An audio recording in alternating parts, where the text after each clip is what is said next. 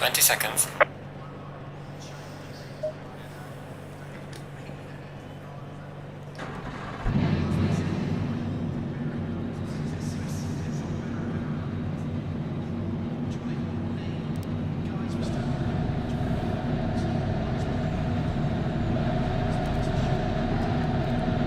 Going double file.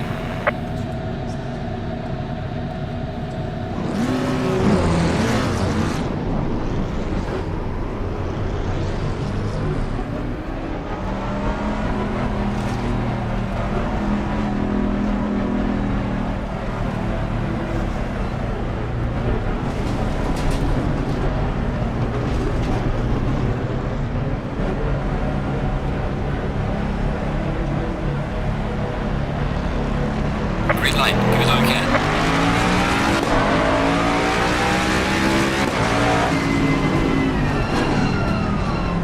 We have some light damage in the rear of the car. Car on the right. Clear on the right.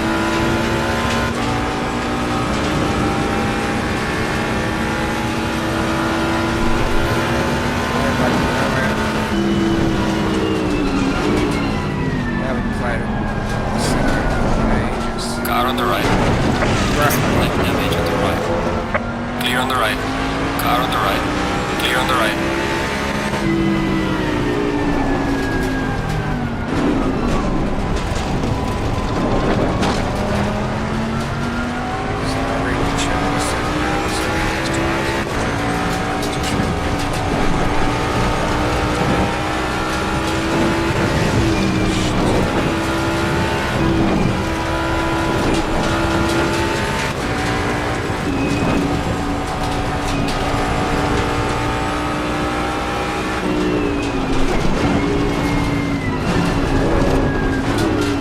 There's a slow car up ahead.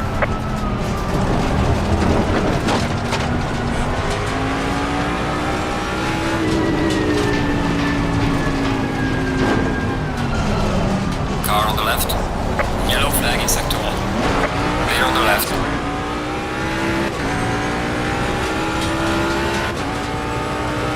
Very quiet here,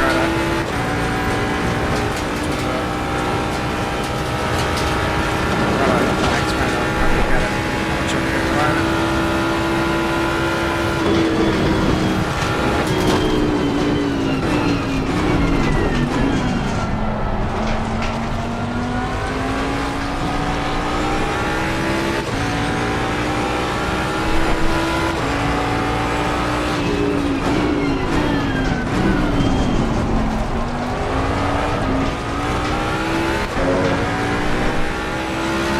Sweet, thanks. Can't really, where I've got chats from stupid place. I'm sure pretty good of something. And you can't hear me anyway, so.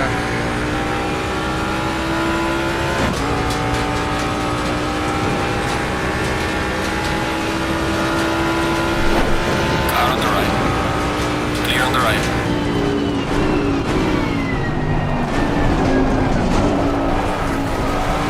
Car on the right. Clear on the right.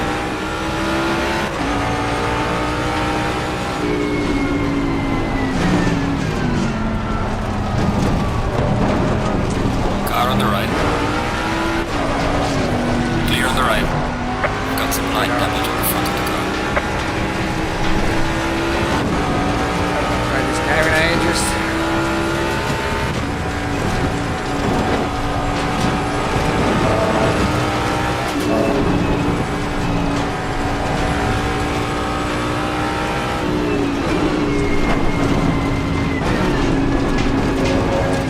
Must have keyed very weird as well. Car on the right. Clear on the right.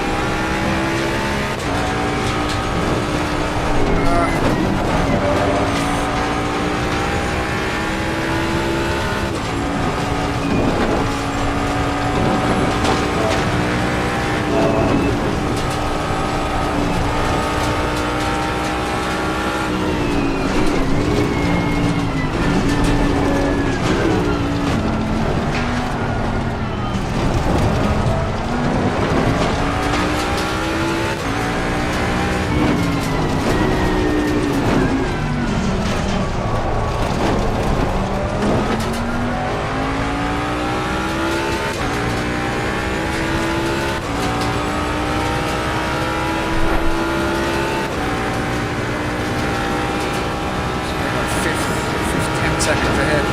Top up the attention. Yellow flag ahead. Charging front.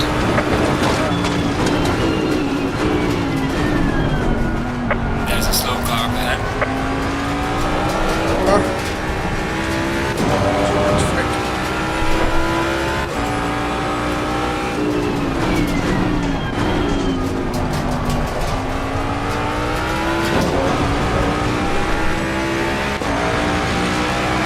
Gotta use first things.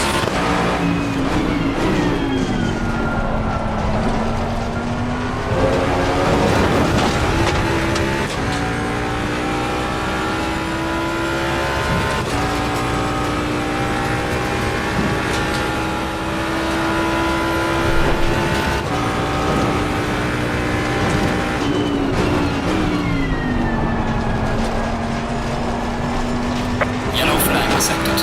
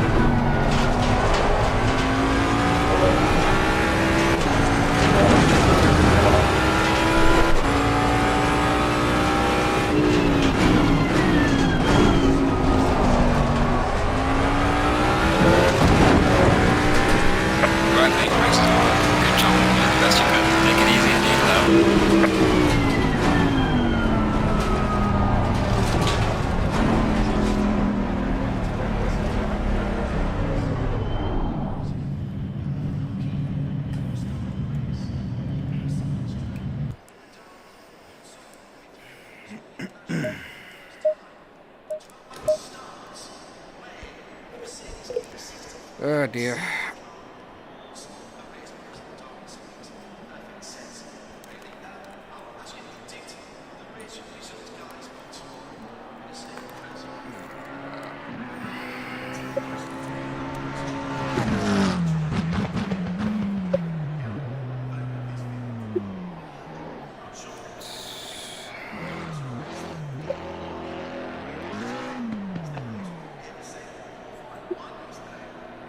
Should be a bit better there, hopefully.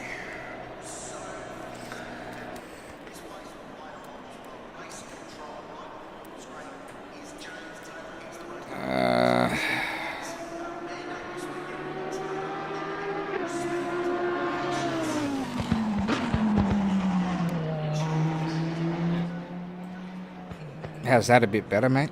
Hopefully.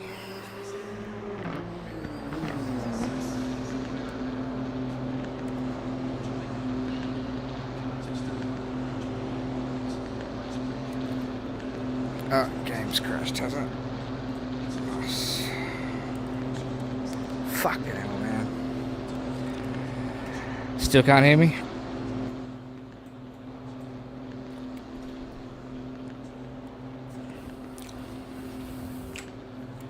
Game's crashed anyway, fuck's sake. I've had nothing but troubles with it tonight.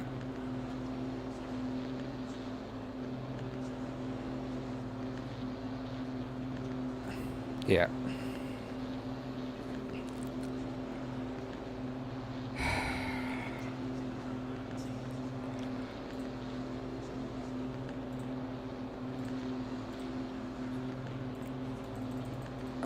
Come on, man. Just close the game, bro. Fuck.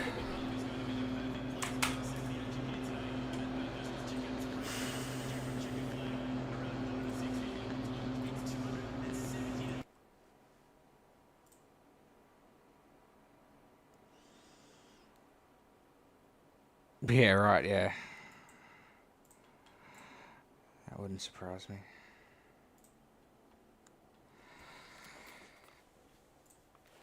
Let's see if it'll load again.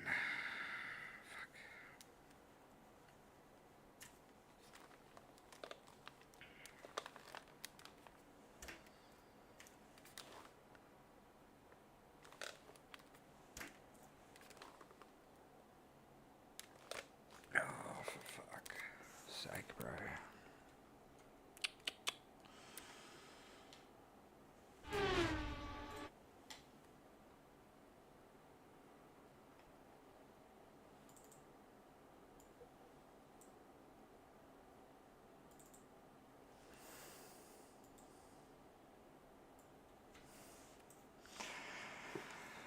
Oh dear. VR's fucking crashed as well. Struggling tonight.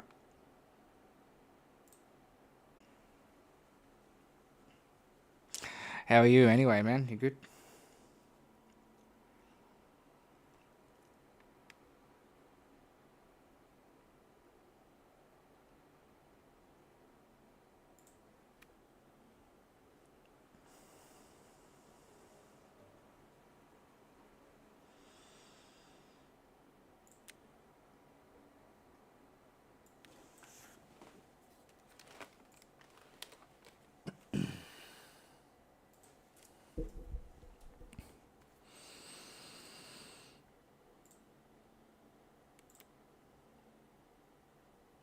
Last time trying it.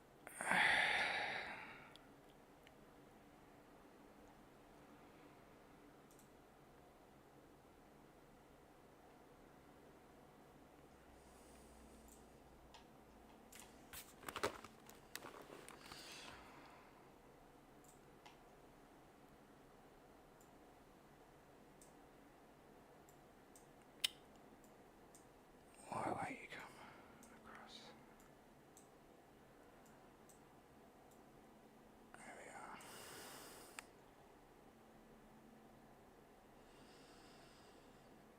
I got your new RAM. You were telling me about that last night. Seems to be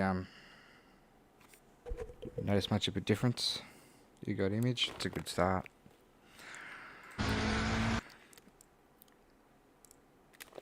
Why won't?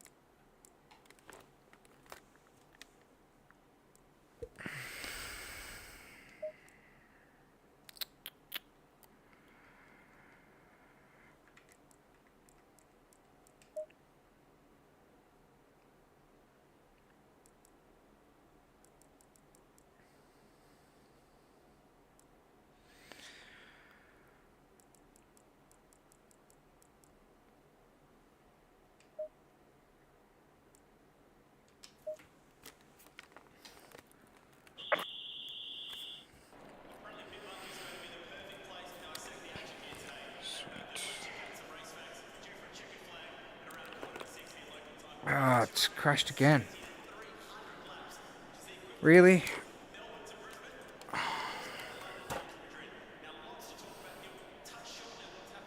What the fuck?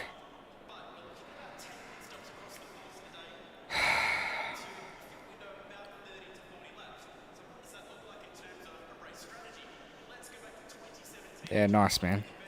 Oh, it's already worth the fuck around getting it then.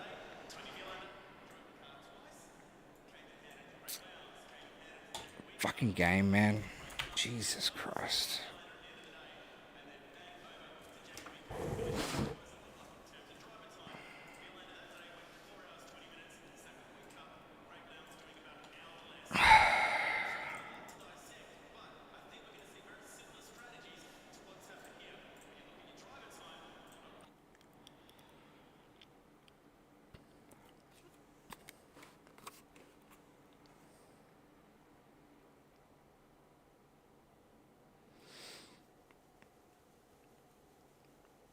stutters and they're gone. Gonna try it out with Star Citizen once I've verified the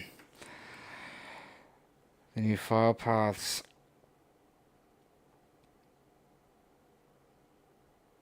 As in Star Citizen.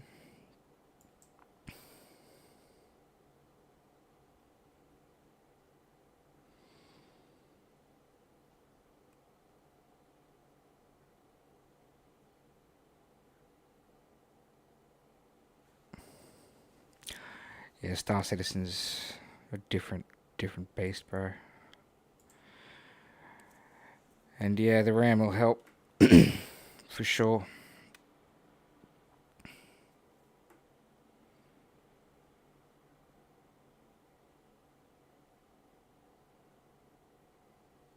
Yeah. Well, at least you know to run it on SSD, because the things can be fucking... Game is a dog. I haven't played it for a while, man. I'm just waiting for the next patch to drop. I'm playing in org, and they've all got access to the PTU, and so good luck with that, boys. I'll see when it's working.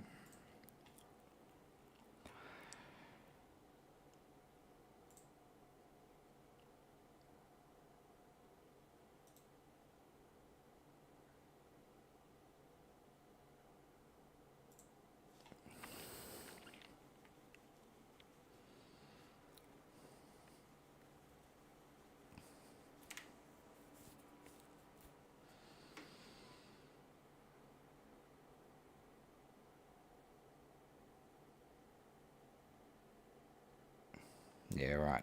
Yeah. Was that on Star Citizen?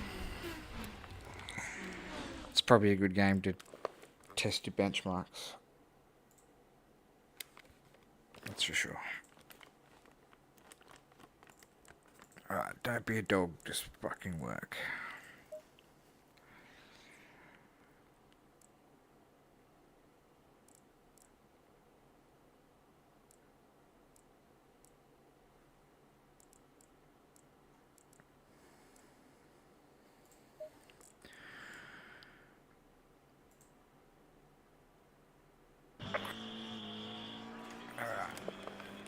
So there's that.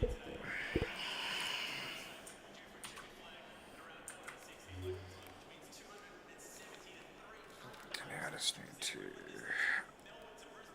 And it's crashed again. Fuck it, bro. Oh, man.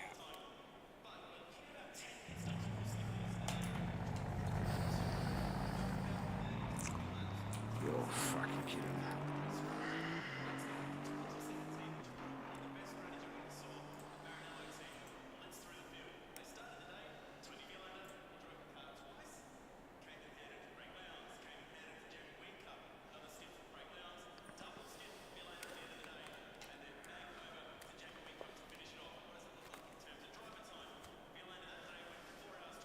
What a joke.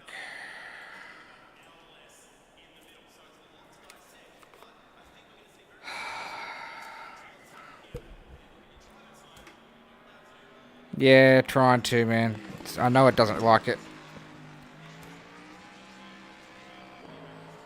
But I can't fucking remember.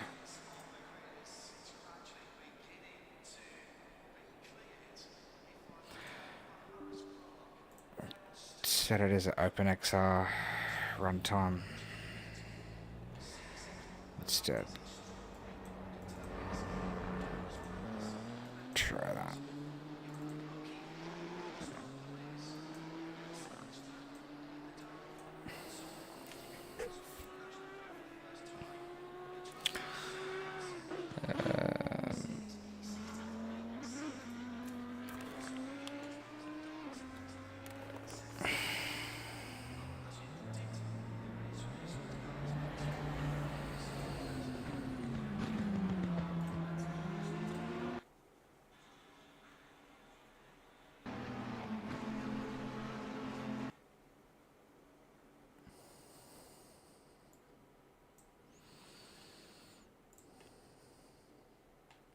Steam VR developer settings there.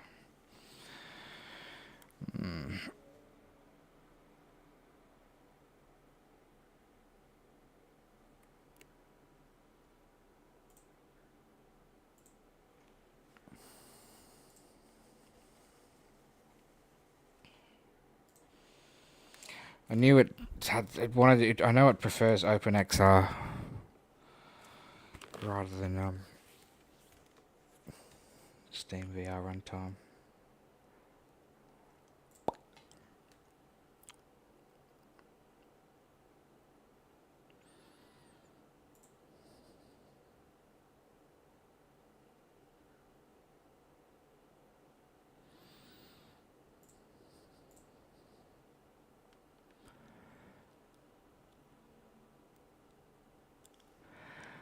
There is no direct display mode in developer settings. Does not dare.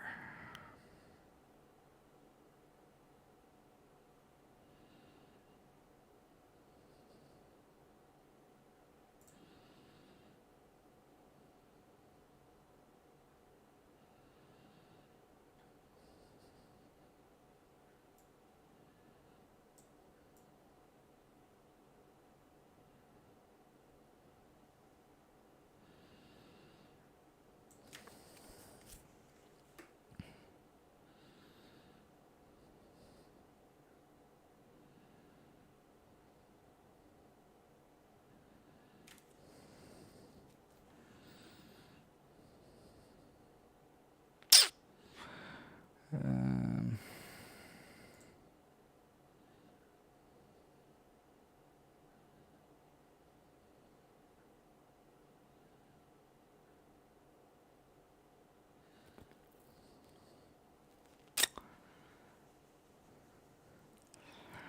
and developer settings.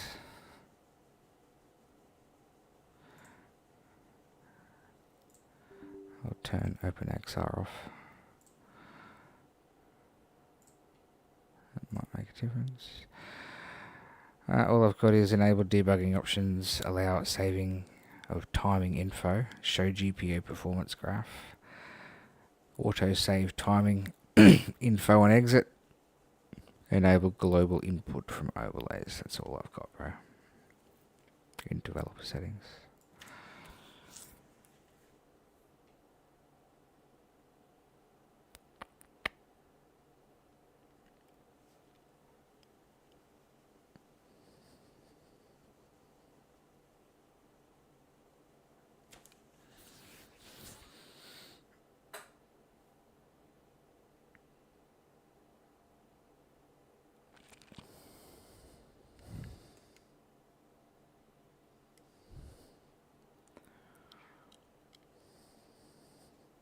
Small Steam VR menu.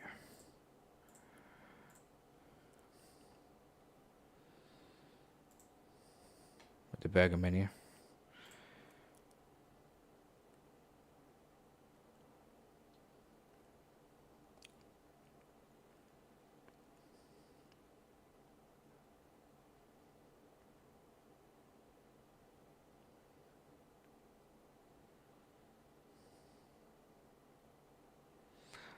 Check. Okay, I see.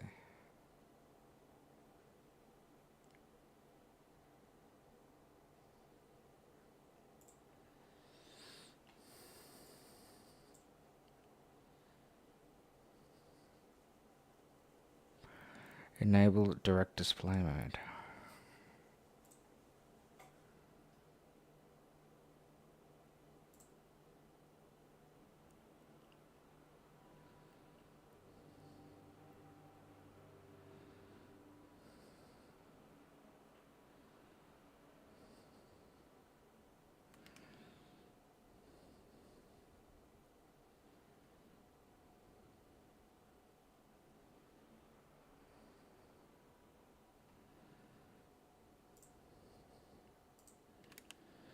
It's choppy as.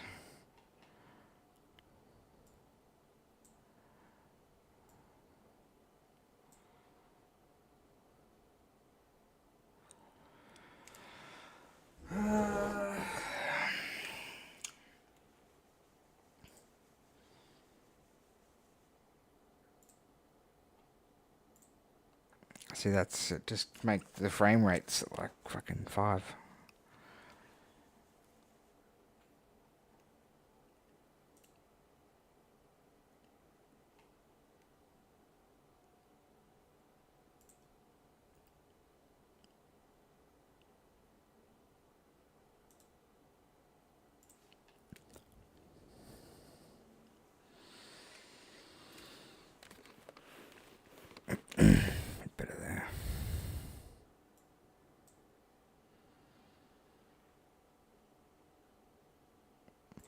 Try rebooting it like you said. See how it goes.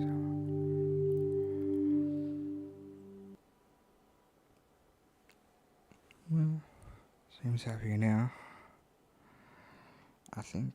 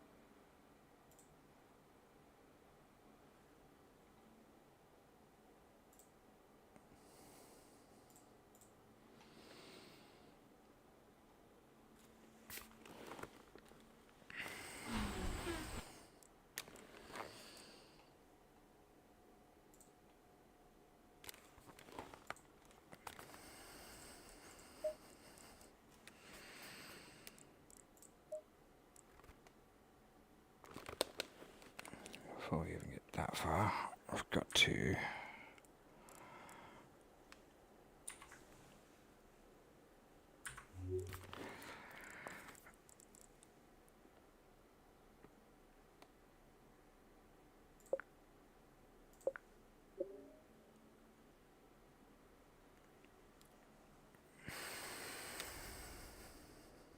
I think it's fucking crashed again, is it?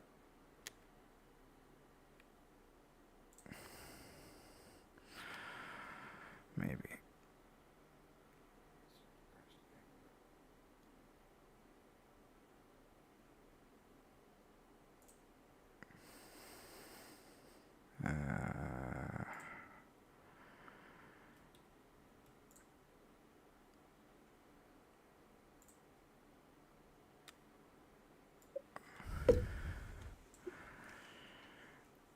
Yeah, same, bro.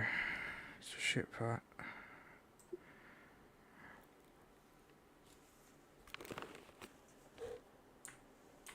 Oh, looks like it's already dicked out. Let's come back.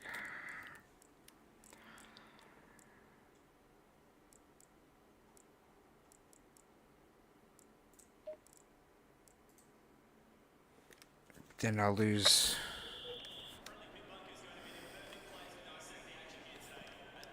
Yeah, it's not even. What the fuck? Nah, bro.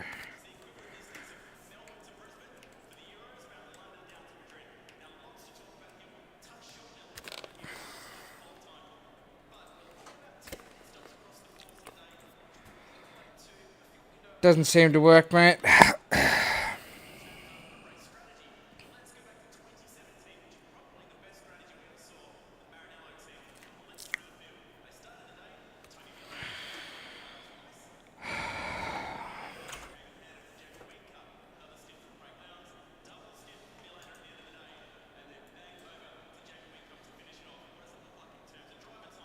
Yeah.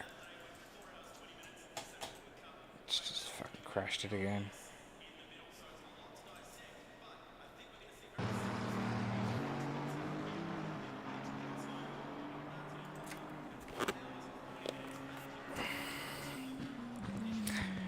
Yeah, I remember I was having this issue with it before, and I had to use OpenXR and all this other shit to get it to fucking work right.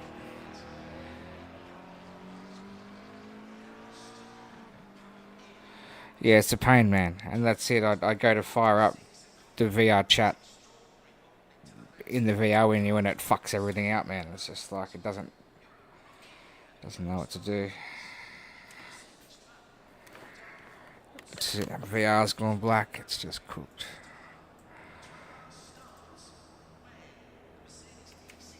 I have to go through all my settings. Spend half a day fucking sorting shit out.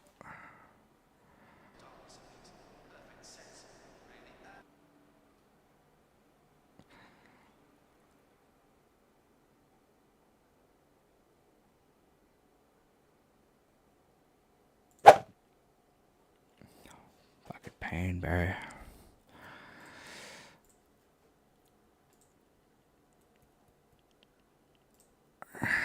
had something to do with this open composite and fucking open XR shit. I know it did, but I just can't remember.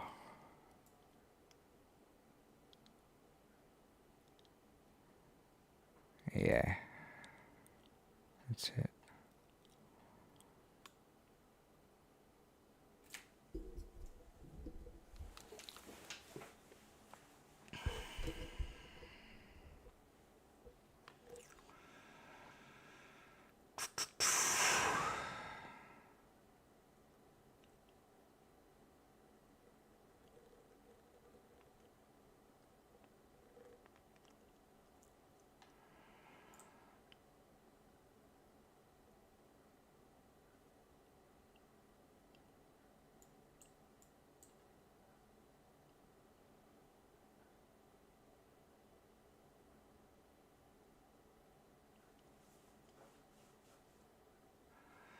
Yeah, they're just trying to push you to get bigger systems, I'd imagine.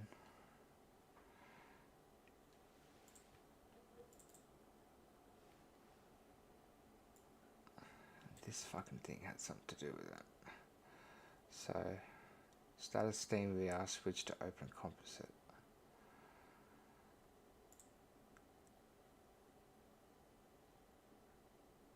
Update found. We'll run that. Cheers, bro. Bit of The Expanse. I don't know if you watched The Expanse at all. Fucking one of my favourite shows, bro. So good. Cannot remember if that's all I've got to do to force this fucking thing to run in XR mode.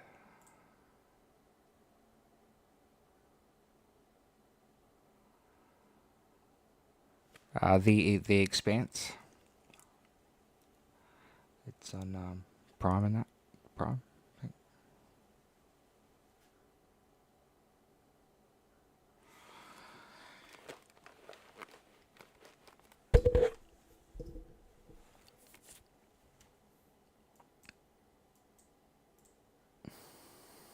Oh, it's brilliant, bro. Awesome. Apparently the books are really good too, but I haven't read them. But yeah, if you're into sci-fi, but it's like realistic sci-fi as far as like space and physics and that, as far as we know it.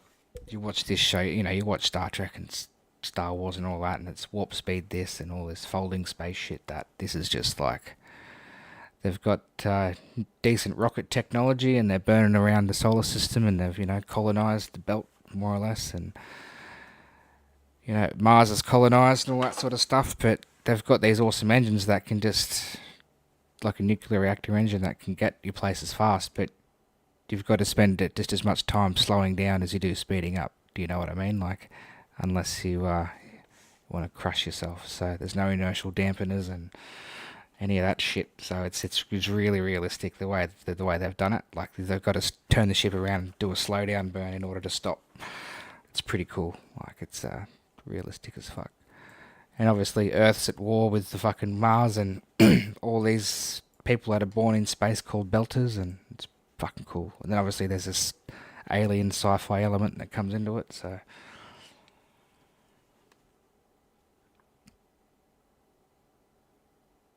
yeah, I would definitely check it out, man. It's fucking awesome. I think there's 5 or 6 seasons. Alright, so I can't remember. So it doesn't.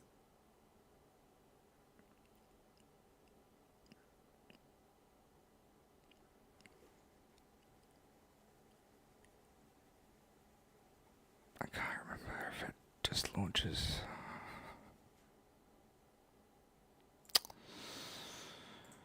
I can't remember the steps. Here we go.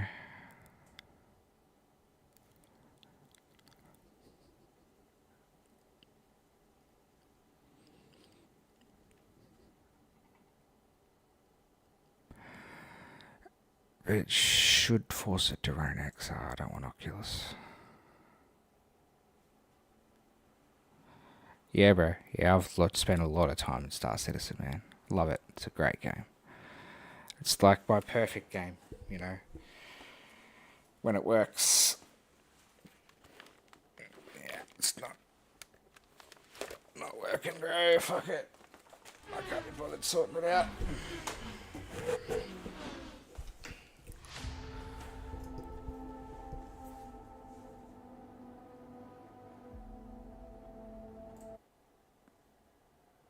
So why is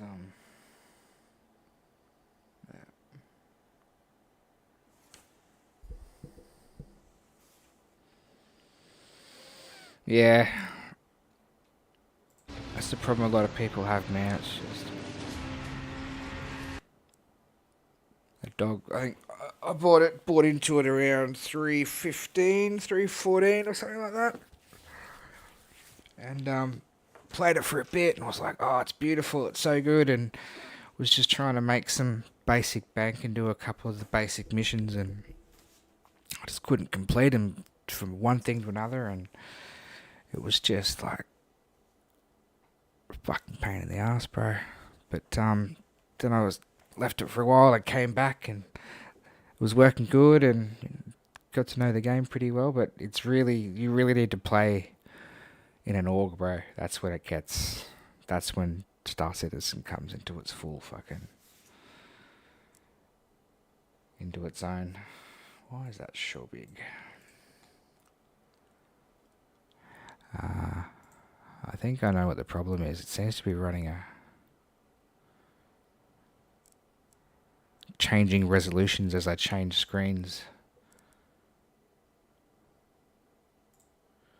So I click on my other monitor and it fucking blows up.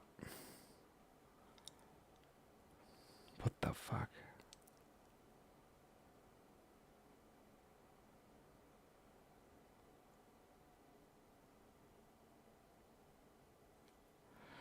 Maybe I can add you. We can do some stuff together. Yeah, bro. Yeah, for sure. Jump in. Add me. They've got the same name and game as everywhere else. It's changing resolutions when I check monitors, bro. It's fucking cooked.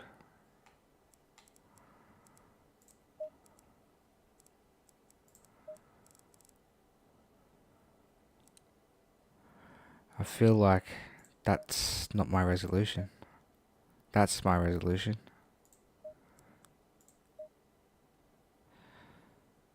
So it's trying to spit out VR res all the time.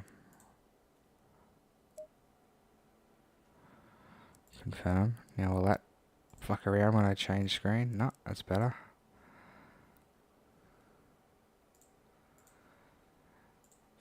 Sort of fixed it, I think.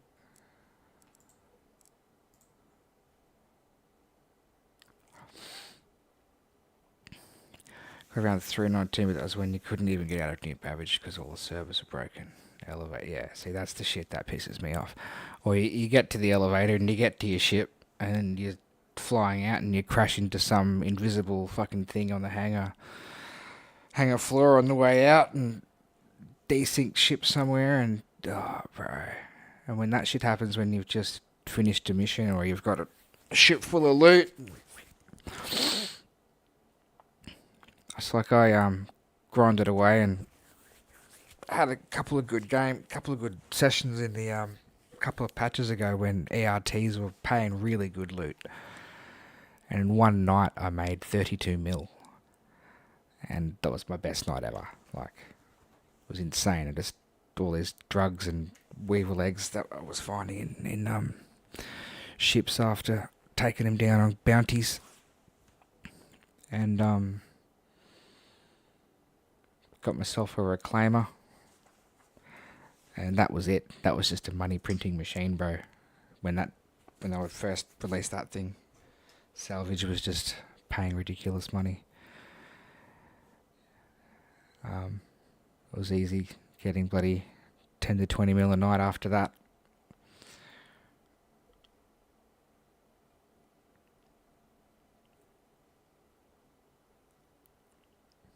Yeah. Yeah, that's it. But then in the last patch, I take my fucking reclaimer out with one of the org dudes, do a couple of runs.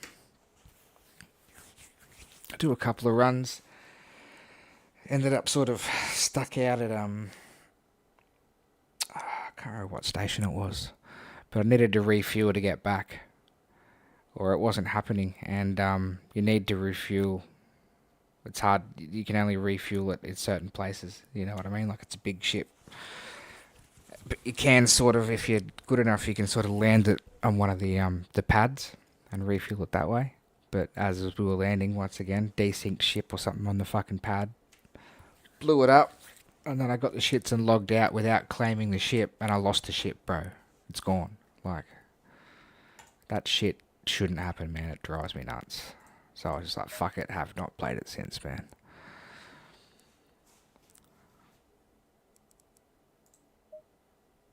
And I lost my Vulture as well. Lost both my salvage ships for the same shit. I was just like, nah. Done.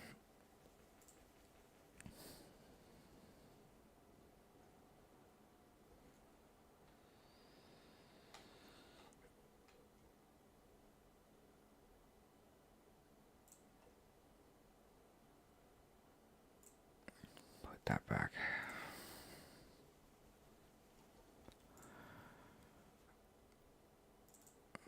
Fucking with you.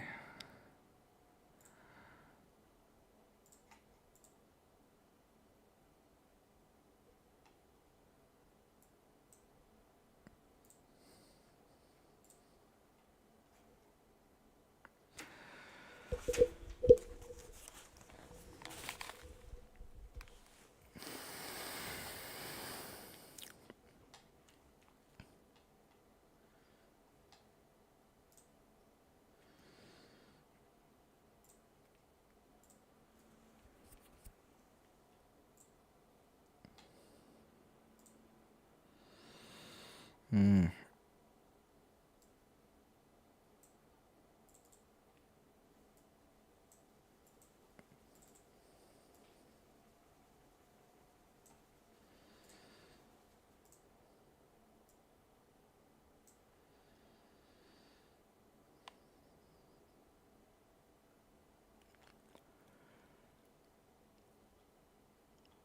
Yeah. Try grabbing him to put into the ship again. The server had a hiccup.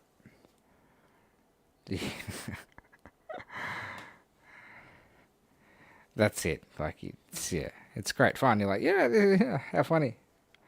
But yeah, you just wasted a few hours of your life, no doubt. You know.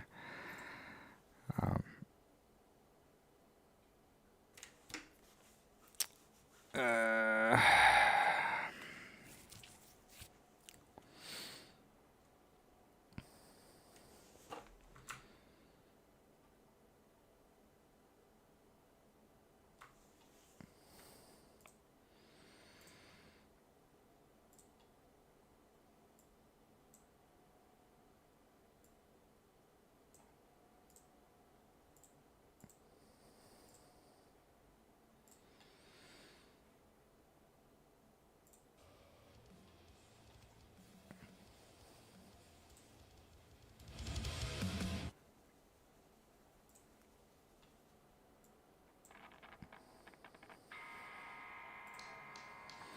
Wouldn't even care too much if it wouldn't always take like 30 minutes to even get out of the station. Yeah.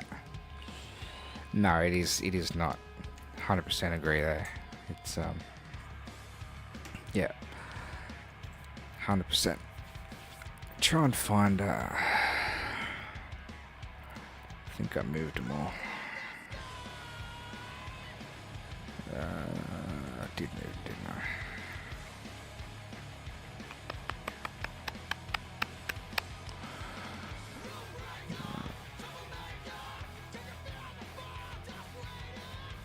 Can't remember where I put them all.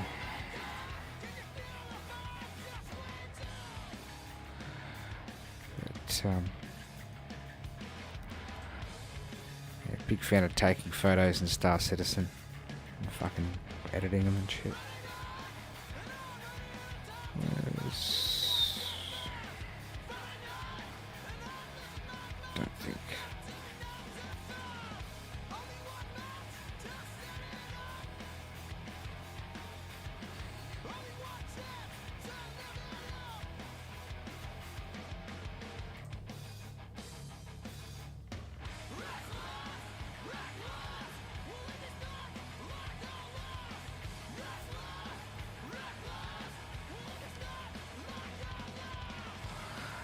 Alright, we'll go through the others, or have I got to...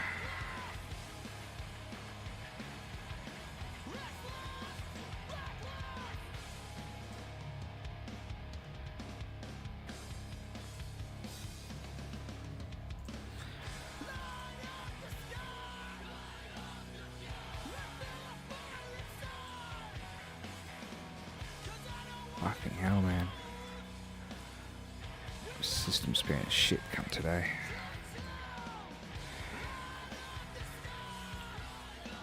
Yeah. Certainly can be, bro.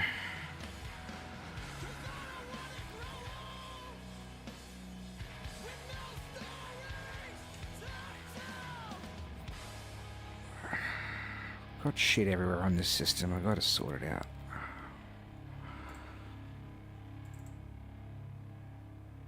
Yeah, that was my reclaimer.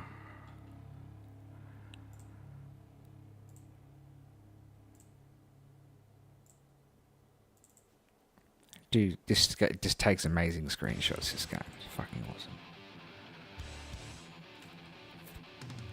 Yeah, bro. Where is it going?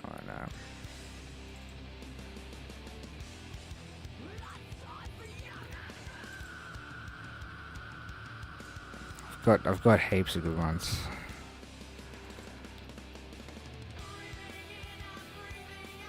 Love that shit, bro. Fuck, I miss it.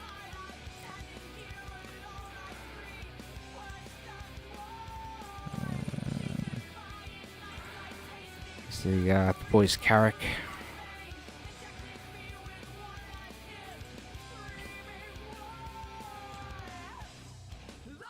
As we're on a mission. Fucking doing shit.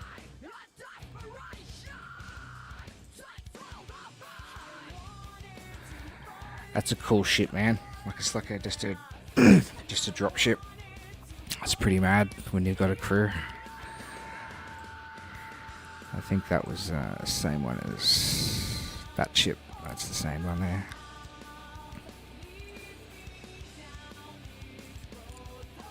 So we're in Korea.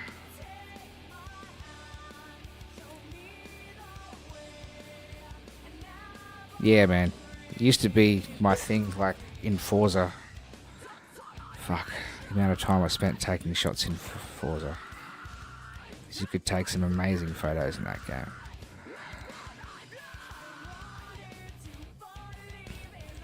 That's when we all went to prison after that Korea mission. Just logged out after that because they had to serve, like, a 4-hour prison sentence. I was like, fuck it. I'm out.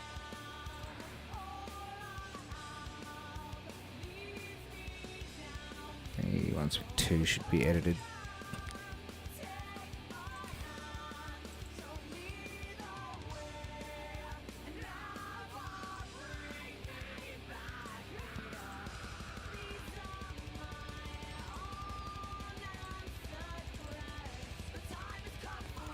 It's on that refueler, the Starfare, I think it is.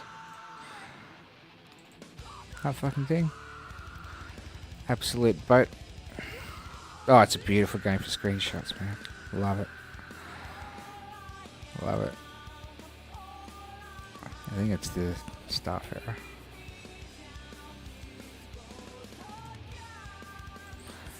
Orison.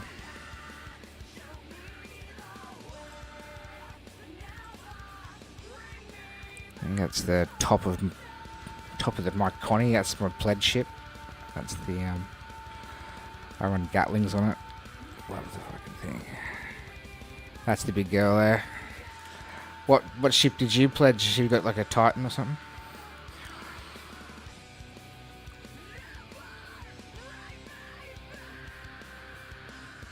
That's my baby. Love it.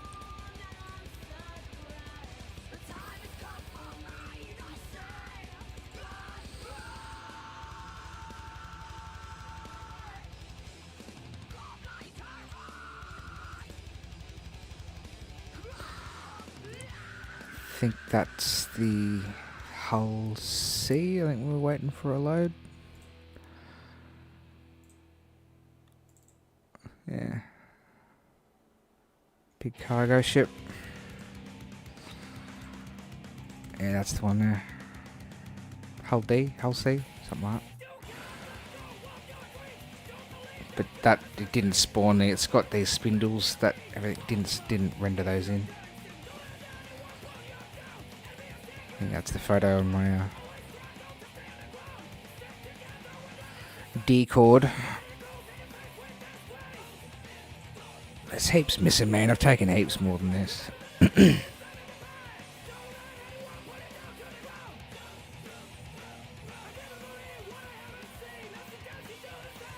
Oh yeah, cool.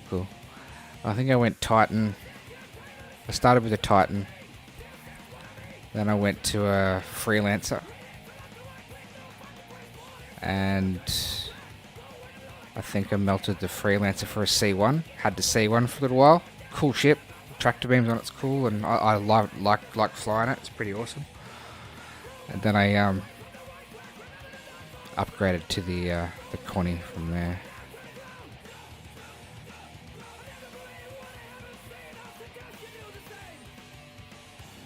Let's go. It's probably better if I go date down. I'll show the most recent ones, I think.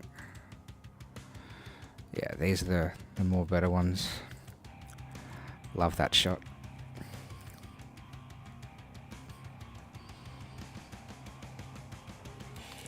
That's it. Like, the good thing is you pledge what you want. Something that you know that you can make money with and that you enjoy that game loop. And then you can buy pretty much everything else in game anyway. So it's... Cuddy Black's a great ship. Like, he can do pretty much everything. So...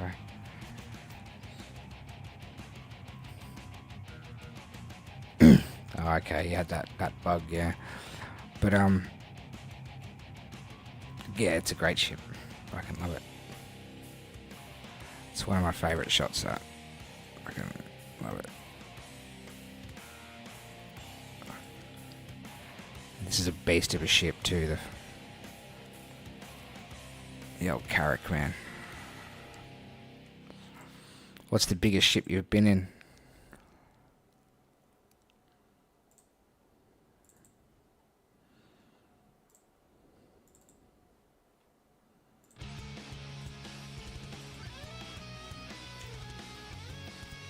Look at the detail in it. Like, it's just...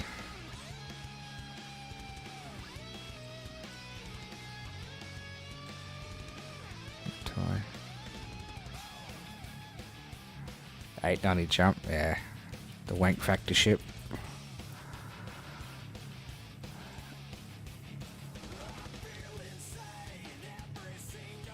Ah, yeah, cool. Yeah, they're a big one.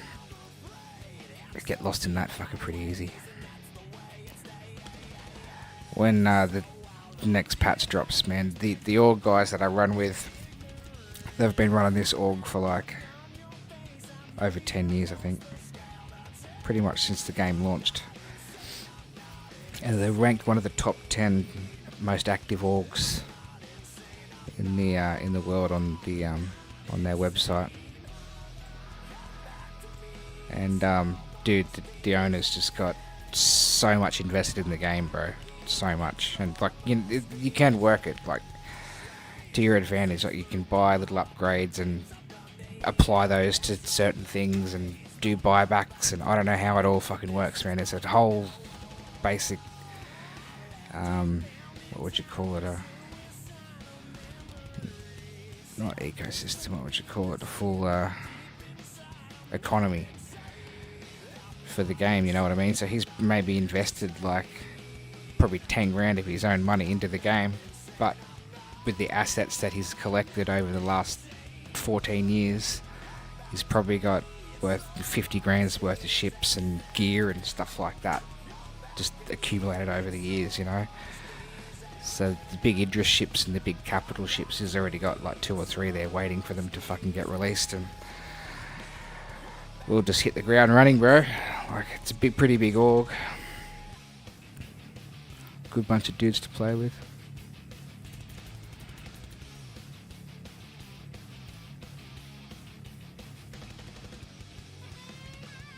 Yeah, that's it too. I just play with like an Xbox controller, but it's got the paddles on the bottom, so I've got some extra mapping stuff there, and use Game Glass on an iPad, and I find that's a big help.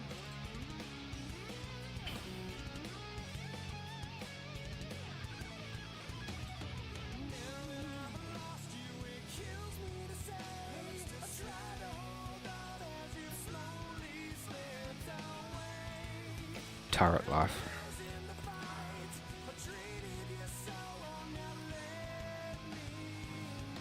He's like, he can name his ships, well, not all of them, but this one he's named after the org, more or less.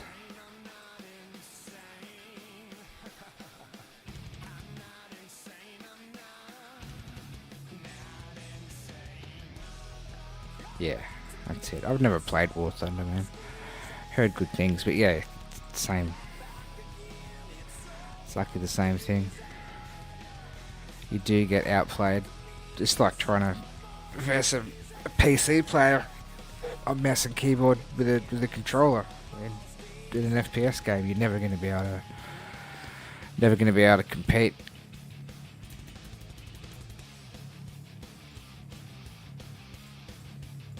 There's heaps of screenshots missing, man. I've taken way more. But you get the point.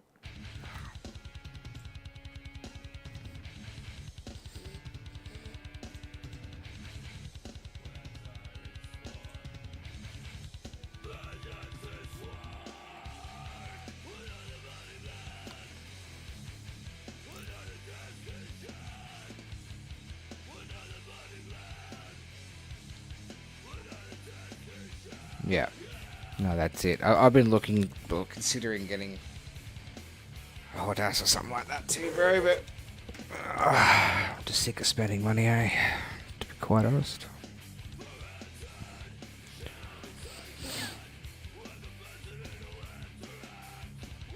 Yeah, there's, like, I knew I'd taken some other shots. That's one of my favourites.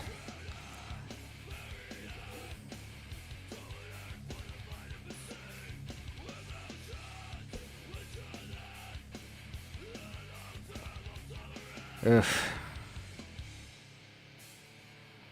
Yeah, fuck that, bro. Servers are shit, bro. I'm not even bothering at the moment. The game's just running like a complete piece of shit. So I won't bother.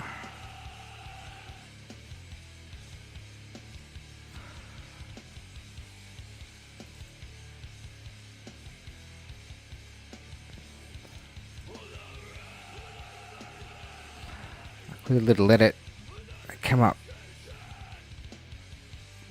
pretty good. Original.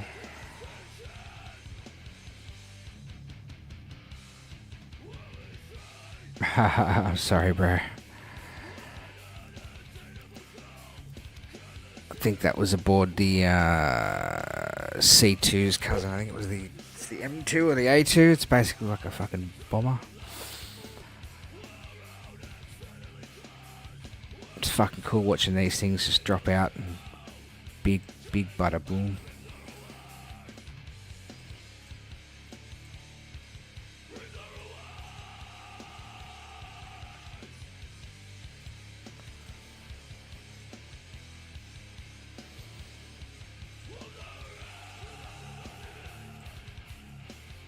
I love this ship too, man. The Inferno. That's my favourite fighter by far. I love it. Love the thing. Big size, single size 7 Gatling on it, bro. Just fucking shreds. It's like half the size of the ship's just the gun. It's fucking mental.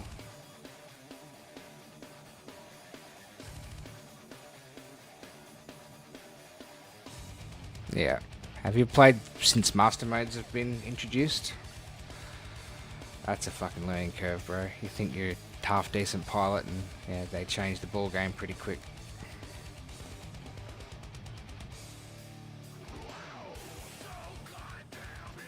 There's my Vulture. Sorry, that was my Inferno with a mate's Vulture. I was running guard. Bit of an escort for him. Waiting for others. That's a cool little ship too.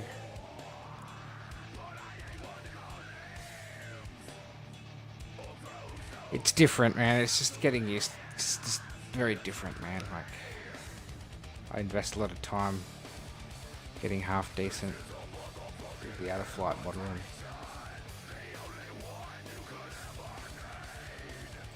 by no means an ace, but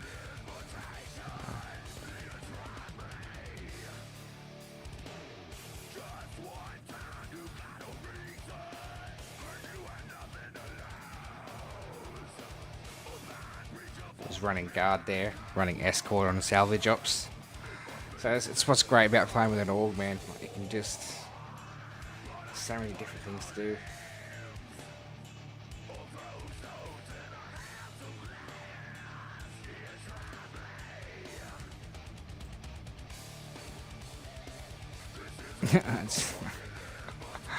That's right. That's after I crashed. Lost a dogfight. I was like, fuck. Managed to survive the crash and just got out and I was like, fucking hell.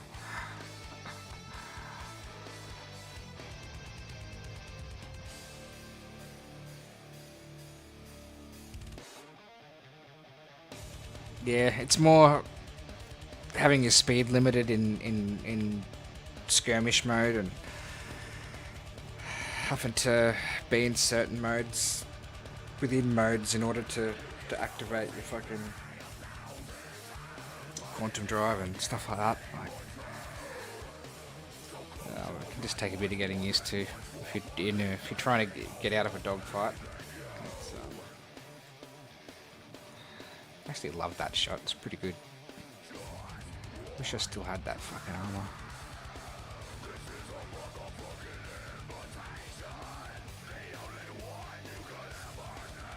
Oh, did we go actually?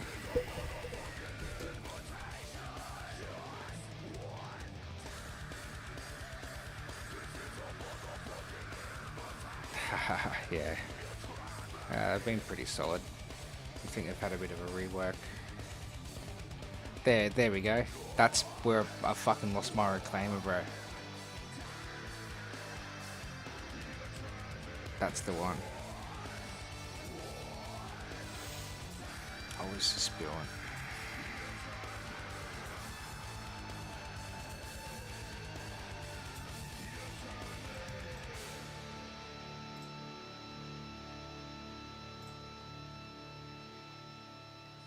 Oofed.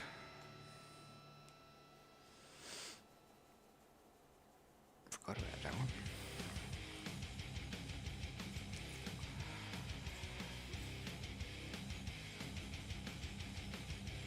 Yeah, man, it just blew up on the pad when I was trying to land it to refuel it.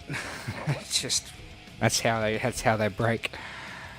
That was when the mission bugged out and no one could complete the mission. Over the back there's where you turn in all the boxes and no one could turn in the last boxes for the mission, so they all just stacked up in the fucking lobby, and I was just like, fuck, I'll just do the same.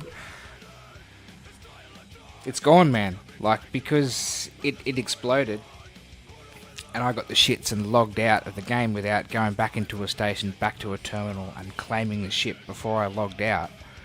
When I went back into the game, it's gone, bro. It's no longer in the terminal. Gone. And it's just like a waste of fucking 10 hours grinding. Or more. I mean, you expect to lose a ship sometimes when they do a big wipe anyway, but, you know, we weren't supposed to lose the ships in that last big wipe, and we didn't, and that stupid mistake lost me my best salvage bird, so.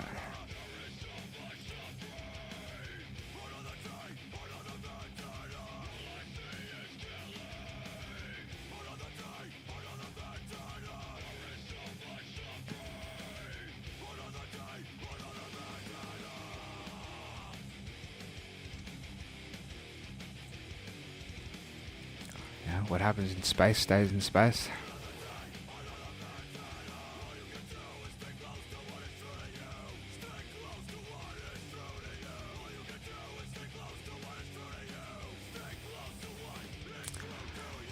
What's that? The Corsair, right?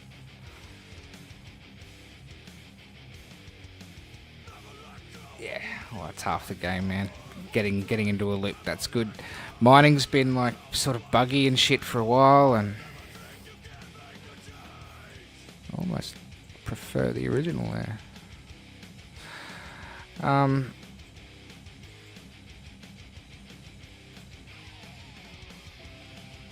Yeah, and that's just a chill game loop, and that's why I love salvaging, man. Like, salvaging's fucking the best. Real chill. Yeah. This is the boys' Hammerhead. It's a big fucking warship.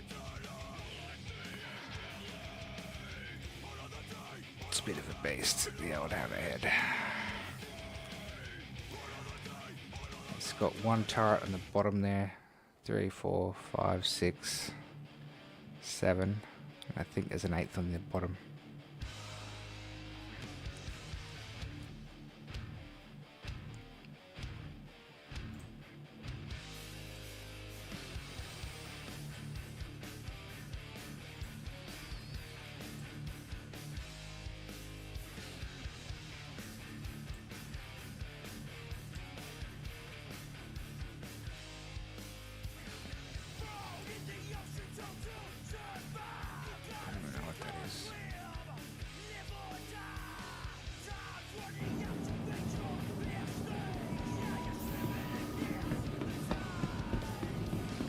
Connie. Walk around.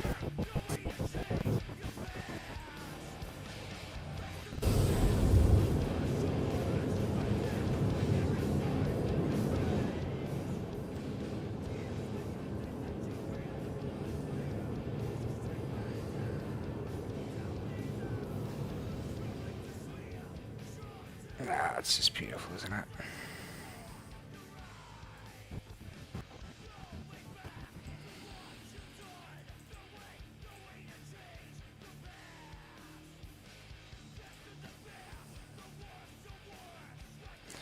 Did you play any Starfield, bro?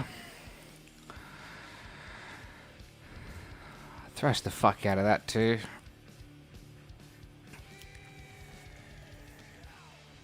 I really enjoyed the ship builder. It was fun. We should do, bro. There's no fucking excuses. Starfield was a good looking game. It was just disappointing in so many other aspects. We don't buy Bethesda, yeah. I gave it a crack, mostly because it was on Game Pass. I got it anyway, so. But nah, it was alright, pretty fun.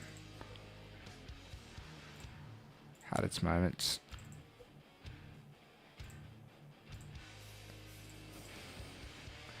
The ship builder was fun. Are you a Stargate fan at all?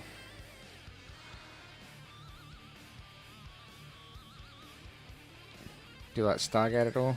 I had a crack at sort of recreating a Daedalus.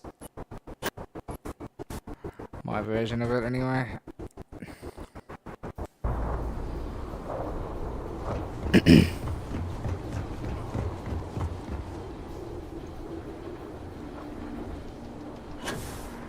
Obviously, it was about as big as you could get it. You couldn't really make them any bigger.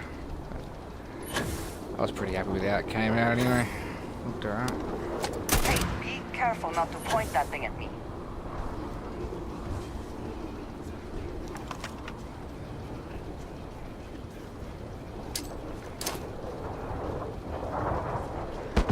Ah, yeah.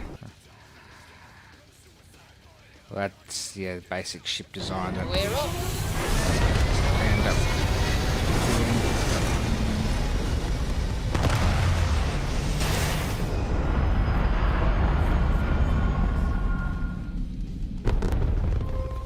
Stay in orbit or jump. Look. yeah. Nowhere near as immersive as Star Citizen. I was pretty happy that came out though.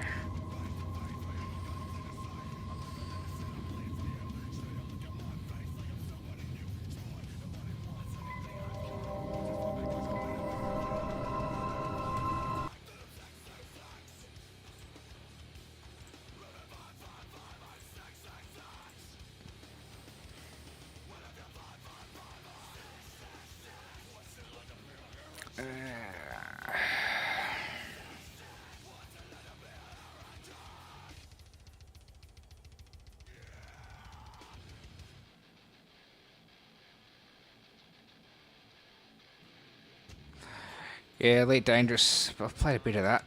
Not for long. I found it pretty confusing. I sort of gave up on it pretty quick. I threw down pretty hard on No Man's Sky for a while.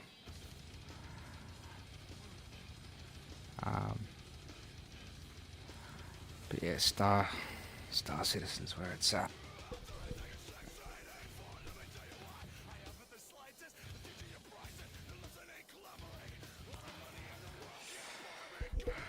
I did some editing today, fucking at work.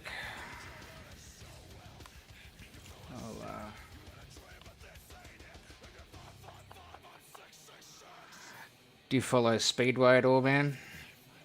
It's probably pretty big in your home country, actually.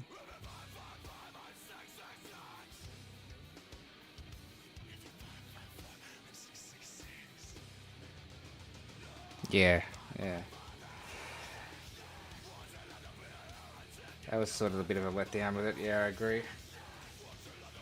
But at least it did have the multiplayer element, like you could play with a friend.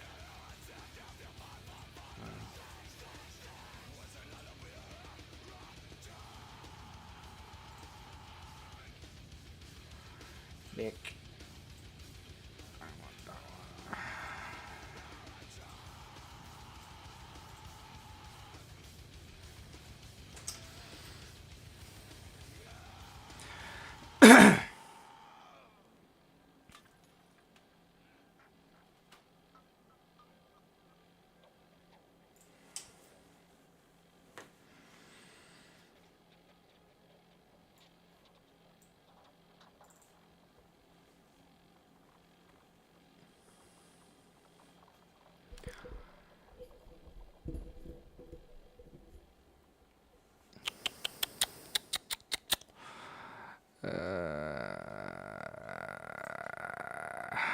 Show you a little something that I edited fucking last year.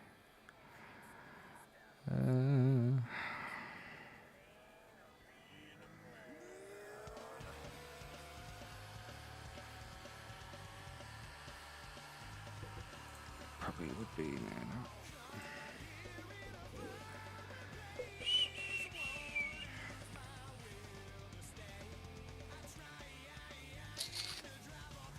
Where the fuck is it?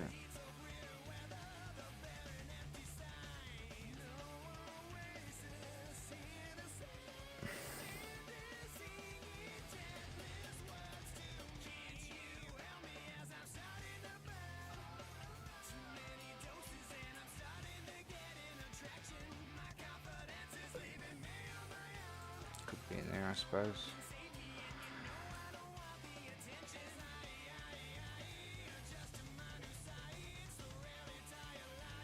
Sort of on console you couldn't play together because the game would always put you on different planets. Most of the times your friend was a million light years away, so you could play together but never see each other. Yeah, I didn't experience that. I would manage to play with a friend. I think he was on PlayStation, and I didn't have any issues running around with him and doing expeditions, and we couldn't build on each other's shit, which was annoying. Like, I couldn't help out with builds or whatever. But, at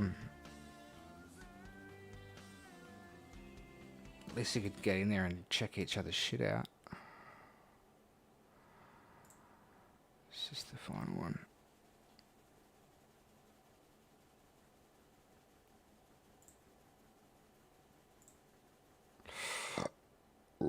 Excuse me. Little edit I did last year for a show. There was no room for three, surely! Hancock has the lead still. Here comes Darcy Ward! Round the outside! This is sensational speedway! Speedway motorcycle racing. How good is it?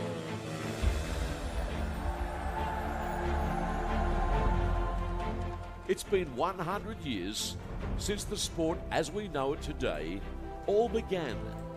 100 years. It's truly incredible. And from such humble beginnings, this theatre of thrills has been embraced by dozens of countries Yeah, around no, the I'll world. never buy another console, bro. Never again.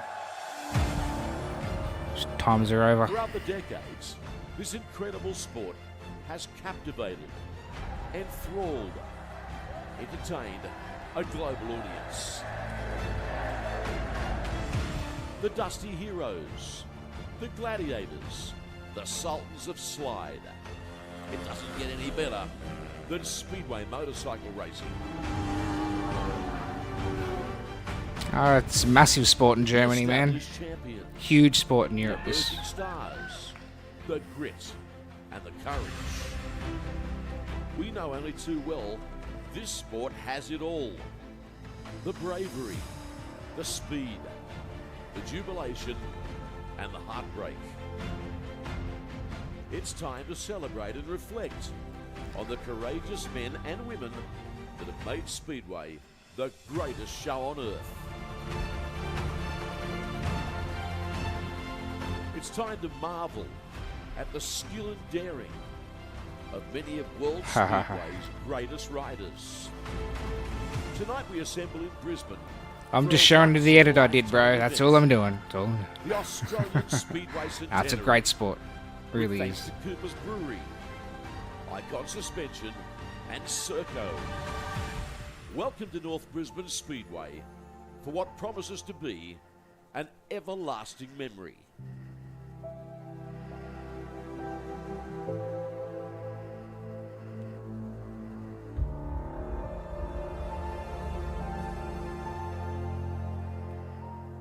I did the whole thing, bro, yeah. It's sort of what I do.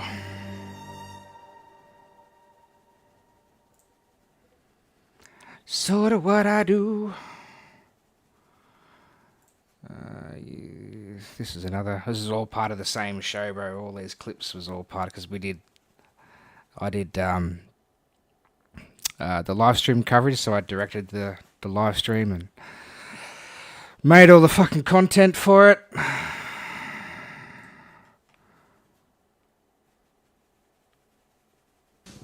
Oh, really? Yeah. That was the opener for the live stream. It was also on Fox Sports and stuff. Made this one as well.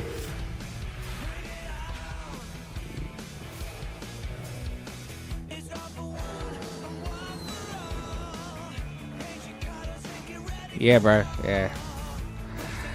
About 18 years in the TV industry now.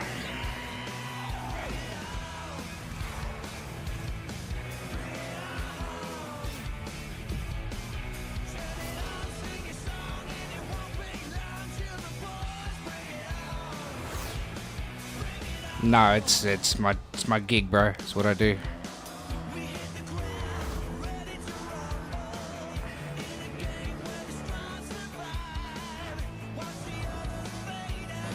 Cheers, bro.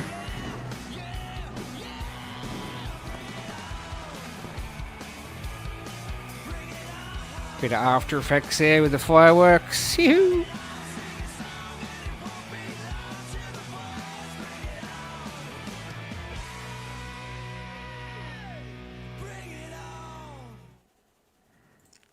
Pew pew. It's just time on it, man. You know, everyone's got to start somewhere. What's this little one? I think this was a little reel for sidecars, Facebook and shit.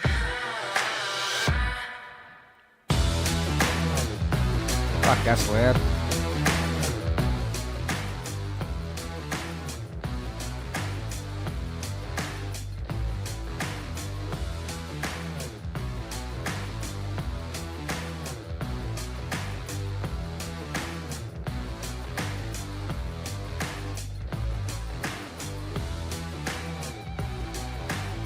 Yeah, that's it. I was fortunate enough to sort of be in the industry and just fucking family's been in the industry for a while as well. Like at the moment, I'm general manager for my old man's production company, so he was behind all this stuff. So he promoted the big meeting and stuff that you saw. What was the one I did today? Where is it? today's edit. So we're about to do another big 2-dart show in Adelaide in December this year. So going down and preparing all that shit. I think it's in there actually. Yeah, that's the one I did today.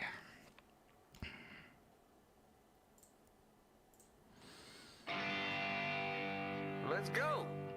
The Icon Suspension International Speedway Masters is coming to Gilman Speedway on December 27 and 28. Night 1, the world's best sidecars with riders from New Zealand, America and Australia. Night 2, international solos with superstars from Australia, England, America and the Czech Republic. Every time I see your smile, it makes me shout. Let's go. Why not consider attending the 2-night Speedway Spectacular in VIP style? The VIP Legends Lounge features a sprawling... No, indoor this is outdoor just area, a superb VO view guy of the racing action, paid VIP parking, to express record venue the VO entry, for us. a comprehensive food package comprising grazing tables and tray service. You'll also receive a complimentary souvenir magazine, commemorative stubby cooler, and have access to Speedway legends and autograph sessions. There'll be a vast array of beverages to choose from too, on a cash bar basis. The VIP Speedway Legends Lounge tickets are available now online at tickettivo.com.au I'm thirsty, man. Look at those beers. I was like, nom, nom, nom, nom. Speedway Masters. Let's go.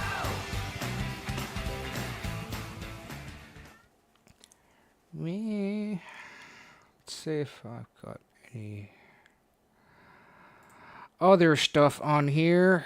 I freelance for supercars, for Fiat supercars here, so I don't have any of that stuff.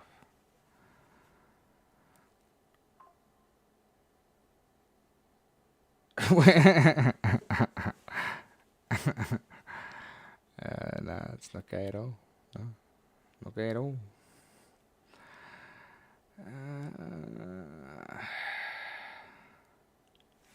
I've got much on here.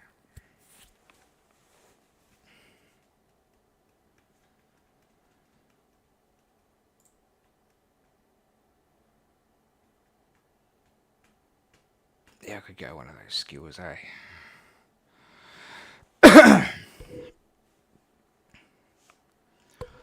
Don't mind a bit of a skewy.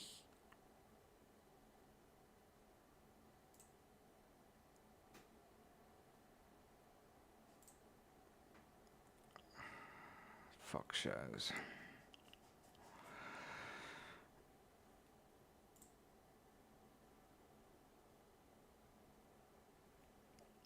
So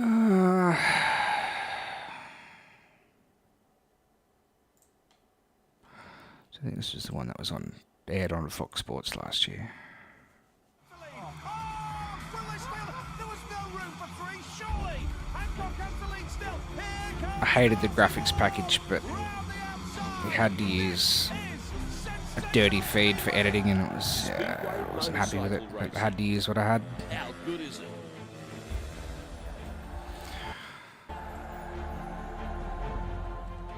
It's been 100 years since the Might sport as well. as we know it today all began. 100 years. It's truly incredible. And from such humble beginnings, this theatre of thrills has been embraced by dozens of countries around the world. Oh, the main guys are nuts, bro. Throughout You the could not decades, pay me this enough. sport has captivated, Fucking nuts, bro. enthralled, entertained a global audience. The Dusty Heroes, the Gladiators, And rally drivers respect to that too, yeah.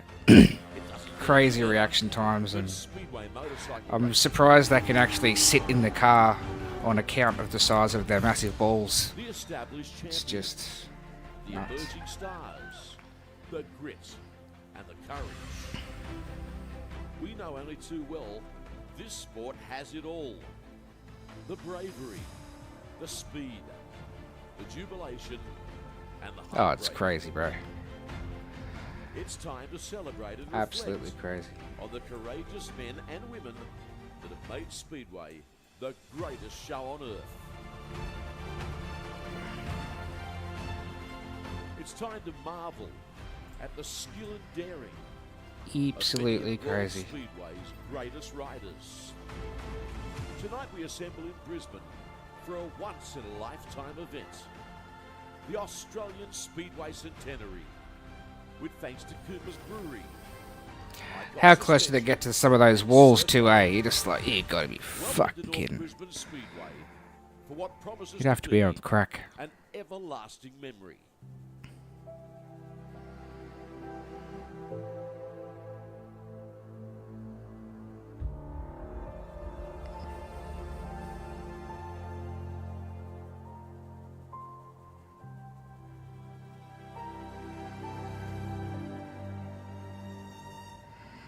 Wasn't happy with the graphics This package, promises to be but a was what it was. fantastic event Didn't have a lot of as choice. we welcome you to North Brisbane Speedway, night 2 of the Cooper's Australian Speedway Centenary. It's my old And man's tonight voice, we feast actually. the mighty 500cc solos as they contest the Icon Suspension Solo Centurion Classic. Rod Culhern with me, former international rider. What a field. Yeah, shaping as a great night, Dave. An amazing field assembled here at North Brisbane. The track looks unreal. Clear skies, going to be an absolute ripper. 5 world champions in the field, and we have a former world champion working as our Yeah. reporter, Sam Maliko. I think I've seen that one, bro. Yeah. I feel like That I'm was- coping pretty good with the heat if I'm There's wearing, some savage crafts. What about that one where they just launched it off that fucking cliff, man, and just rolled for like 300 years down to the valley? Fuck. Yeah, hated the graphics package, but that's what it was. Yeah, track's very different for sure, but yeah, I got two good practice laps in, so hopefully the bike is working with me and not against me tonight. We wish you all the luck, and the fans will be looking for you. You're in Heat 2, so I'll let you get away for that one right now. And alongside of me, what can I say, Dan Bewley. This okay. guy's been a legend for the last couple of years, just racking up the big points in the Grand Prix Series. And he's here today to celebrate this 100 years. Dan, when did you get into town? Yeah, we've been in Mildura for just under a week, and then came up here 2 days ago. And so you're a little bit acclimatized, you think? Oh, it's a little bit hotter than what we used to, but... Yeah, so you know what I'm talking about. The roll cage was like all that was left of it, man, and they just both got out and went, fuck. I wasn't sure if I was going fast or slow, but it's a bit of a weird one, but no, it's pretty cool. Yeah, I think I was here last year doing the same thing. I heard those same kind of comments. I think you'll probably settle in once you get out there against all the other 4 guys. This 100-year celebration... The show came up okay. Didn't have much time to put it together. And as you saw there, lovely fella too. So, heat race number 1, James Pearson rides in red from gate number 1, the New South Welshman. Jamin Lindsay, former world under-21 champion from Mildura. Blue gate 2, Ryan Douglas from Brisbane. White gate 3, Declan Kennedy, yellow helmet colour. Gate number 4. Look at that crowd. Standing room only here at North Brisbane Speedway. This is a very big night on the 23-24 season calendar. Underway, Pearson closest to camera. On the inside, he got a good Can't tell me that's pretty cool to watch, bro. There's no brakes. All they got is no gears. It's just direct drive, 500cc methanol, clutch-driven monsters, bro. That's all they've got is a clutch and a throttle, mate. That's all they got. They got pretty big balls, these cunts. very fast on the inside. Not unusual in heat race number 1. Often we see it not working like that later in the night as the dirt shifts upstairs. But Lindsay, beautiful style of a speedway bike. Down the back straight, full of running. And will face the yellow flag next time round. 1 lap, which is 350 metres on the pole line of this venue to negotiate. Yeah, young Jamin grew up with the son of Lee Adams, Declan Adams, and used to come round to Lee's house and wash his bike. Always had Terrible Away race. they finish. Jamin Lindsay, the Mildura star. One of James Pearson and Declan Kennedy coming up with a 0. He'll improve on that. He knows his way around here. He does. He rides his track well, Declan, and rides it Yeah, really well, that's why they don't run well. brakes, bro. Europe regularly. For that exact reason, because if they panic and fucking lock up the brakes, they're into the wall. And now it's pretty well, like, see the fence behind him there, that's all an air fence up until a certain point. It ends about there. So in the corners, there's got an air fence now, which has saved a lot of lives. But that's still flat out borderline concrete on the straights there.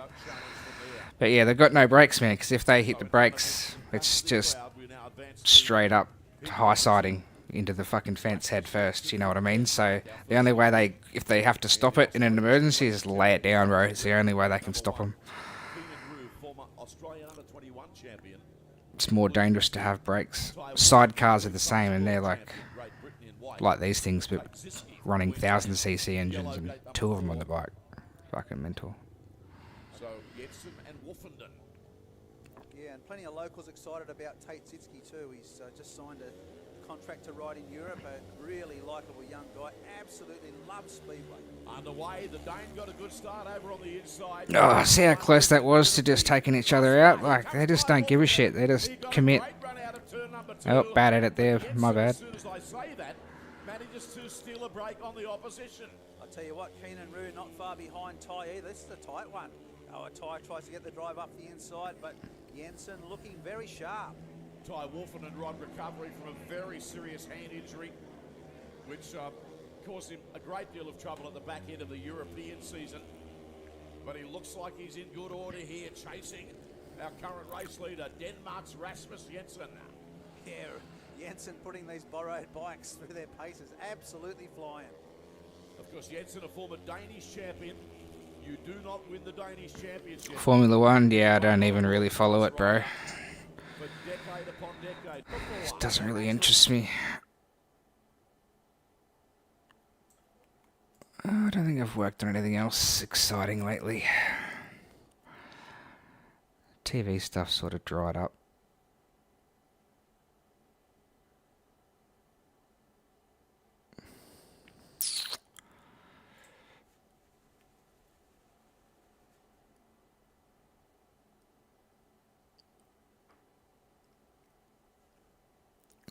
Yeah. Everything's regulated and homogulated. Homogulated? Is that the right way to say it?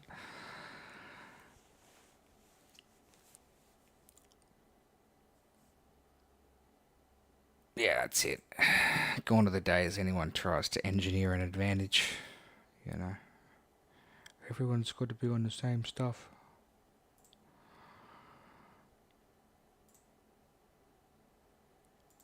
Have you seen the sidecars, bro? I'll show you the sidecars quickly. They're fucking mental.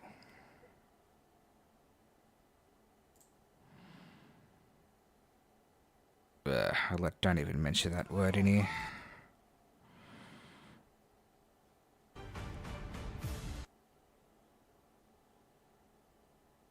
This is an outstanding film. So I would say this is a mid. Yeah, man, Nitro RC is cool. I had a fucking Traxxas. Of course, the riders, the crew qualified. I love that thing. These guys are nuts, bro. They're like running R1 engines. Same again, no brakes. It was Nate Headland in what is only his second full season of senior competition. Oh, really? Winning and therefore scoring 3 points. Yeah, he's making very good strides, and this heat was stacked. Heat number 3, really strong field with Wark, Treloar, Rudloff, and Tyler Moon, the North Queenslander. Absolute gun. Yeah, Tyler Moon relinquishing his Queensland title recently to Brodie Cohen. But a fabulous second-generation star is Tyler Moon.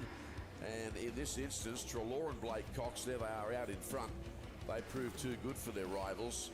And as they get across this guy's the a line, nuts, bro. Tyler Moon, Adam Lovell finished in second in advance of Brandon Wark and Mitchell Firth. Shane Rudloff not scoring.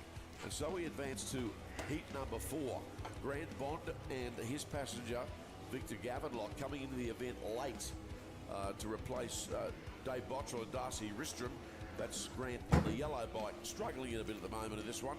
But meantime, we focus back up front, and Mick Headland, the former 2-times world champion, got the job done. Yeah, very tough man on track is Mick Headland from South Australia.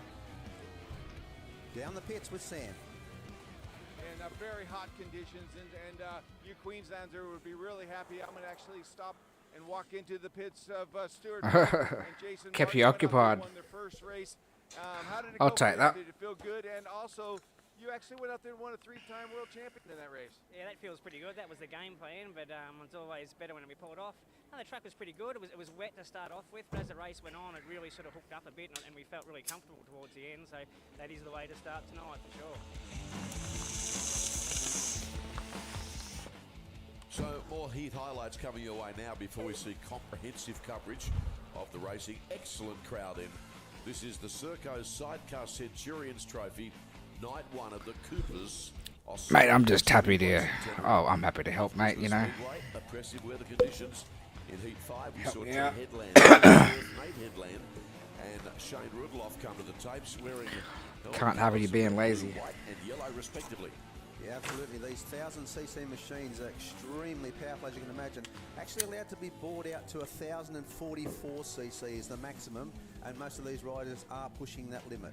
Trent Headland, Stuart Firth, and Shane Rudloff, the finishing order in heat number 5. Highlights of heat 6, you can see a problem there. Brody Cohen and Josh Murray. MSFS, another shot. Meticulous preparation, we know Brody's famous for.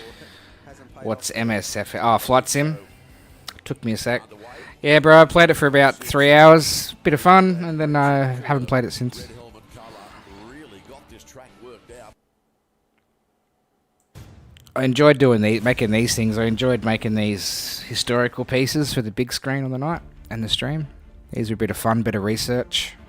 To officially commence our centenary Digging around footage. to Australian Speedway legends, we proudly introduce a man who set the nation ablaze during one of the sport's most unforgettable eras. He won his maiden Australian sidecar I did enjoy making these. 1976 at Newcastle in the New South Wales Hunter Valley before claiming another 4 national title victories in 1981, 83, 88. Isn't it on Game Pass, bro? Or do you not have Game Pass? Also finished runner-up on 2 occasions in 1977 and 1980. This West Australian Speedway icon was one of the sport's heavy hitters during a period the sport of Speedway sidecar racing boasted a galaxy of stars. He was inducted into the Australian Speedway Hall of Fame in 2011, along with his former passenger, the late great. Fair enough. I wonder if any of my old ASBK stuff's on here. Did some Superbike stuff years ago. Shot some stuff.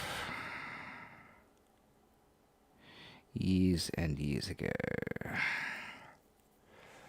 Probably not even on this. Fuck off. Nothing.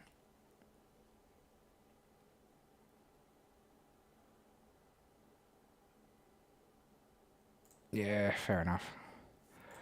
I was just big on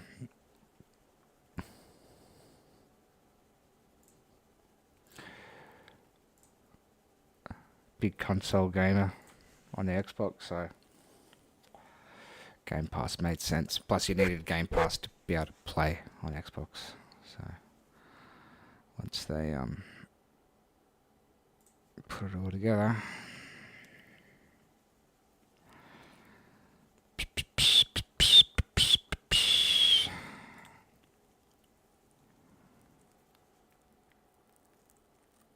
Is there any stuff on here? Should be.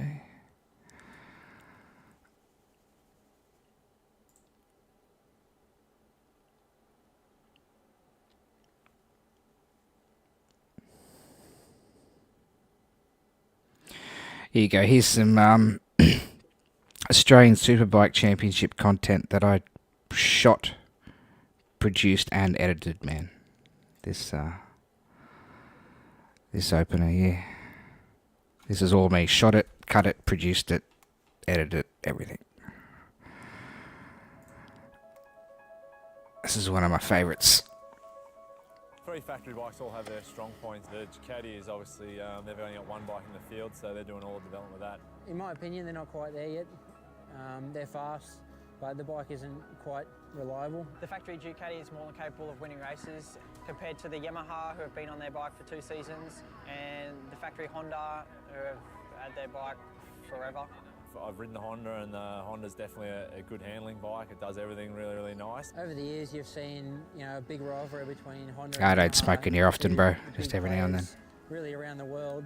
It's been hard for someone like Ducati to race in Australia because it costs a lot of money to run a European bike generally. Well, the Yamaha seems to be, you know, working everywhere really well at the moment. The whole package, the electronics. I loved working on this stuff, man. These guys are ballsy as. Easy to get out the other side. Mike Jones is a tough one to see beating me. You never want to see the young blokes coming up and beating you. Definitely making me push to new limits on the bike. Troy Herfoss, he's a hothead, gets out there, has run me wide a few times, so I want to try and get it back on him. Wayne Maxwell is an extremely confident man, smart, a bit arrogant. Troy Herfoss is a smiling. One of the best things I produced, I reckon, this. These guys were fucking great to work with. Said, let's just talk some bit of shit about each other, let's get real. And they fucking did it. It was great. They worked with me, it was brilliant. I think we both have respect for each other. Glenn Allerton, he's like a dog with a bone. And once he gets a sniff and thinks he can win, you'll never get rid of him. Racing a circuit like Barbagallo is fantastic. I really enjoy the circuit. Track I really enjoy because it's got the characteristics of a supermoto track. I love the flip-flops and the blind turns. The basin, yeah. So much sliding on the exit. The bike's drifting sideways, trying to get full throttle on. Now that we're halfway through the season, it's game time. As the Yamaha Motor Finance Australian Superbike Championship goes beyond... Fuck, I haven't seen this for years. Tension is rising among the sport's elite, who are all striving to win the most sought-after trophy in Australian road racing. In 2016, Australia's premier class, the mighty Superbikes... Remember that? That was round 1. ...of thrills. And as Barbagallo Raceway near Perth prepares to host round 4, you're guaranteed nothing less than unbridled white-knuckle action. Our coverage presented by Yamaha Motor Finance, Yamaha Motorcycle BMW Insurance, makes good Motul bikes, bro. and Pirelli.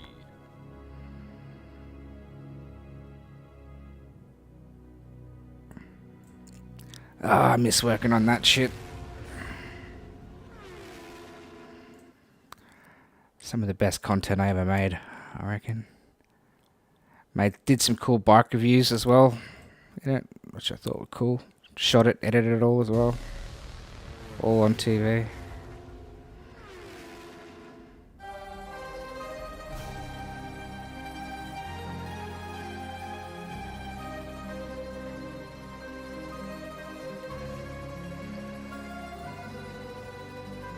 Ducati.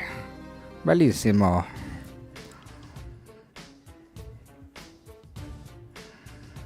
I've always had a soft spot for Ducati. When I first saw this shape in a magazine back in 93. He was a champion to work with too, this bloke, Steve Martin. It was cutting edge. Former world GP rider. 97 and 98, and in fact in 1999 on a 996 I won the Australian Championship wearing these exact leathers. That's all history though, because things have changed. This is the latest offering from Ducati, the 1299S, and I'll tell you what, this is a beast. I like making these too, they're a bit of fun. To the older bikes, this is completely new. There's no frame. The frame actually bolts onto the engine in this new 1299S. It's something that's been around for a little while. They had it in the 1199. But of course, the big difference between the 1199... Yeah, I can't say I've played many bike games. Out of the engine. Of course, compared to the old 916, this swing arm, of course, they've just changed it a little bit to give it more flex in the right areas. The reason for that, of course, is the extra power that this bike puts out because they just aren't strong enough.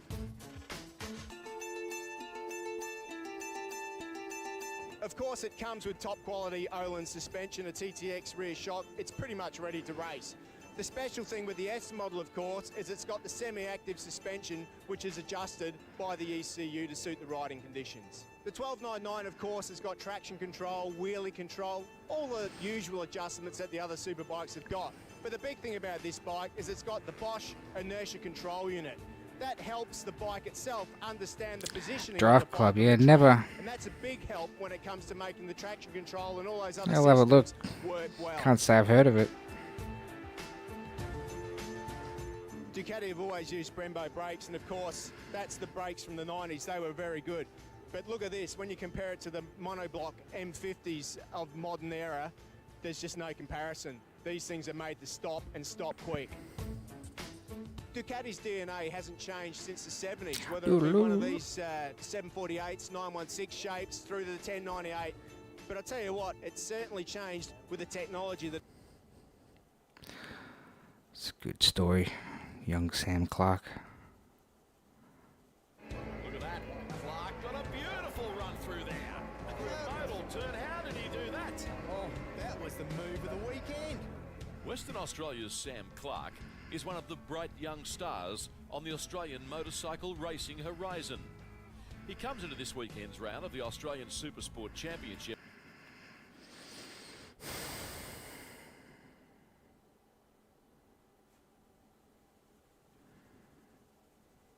Seven Mate Show.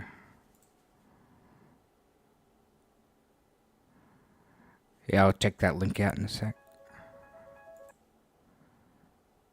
Had a real relationship, to be honest. But This was the show on 7 Mate. We've got a lot of action coming your way today. Of course, Jason Crump, as always, is joining us, and he's been down in the pits. You've been talking to... hard one. Take the overall win and lap record and get a race win. Fuck, there was a lot of editing in these shows. So much fucking editing.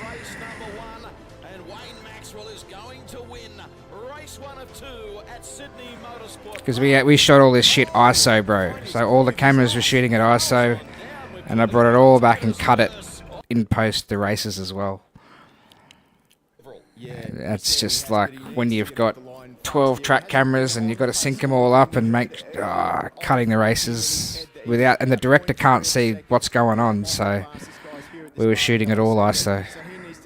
Managed to pull it off.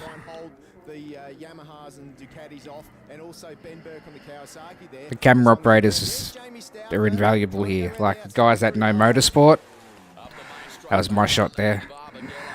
The guys need to know motorsport, otherwise it's impossible for them to tell the story of a race without being directed.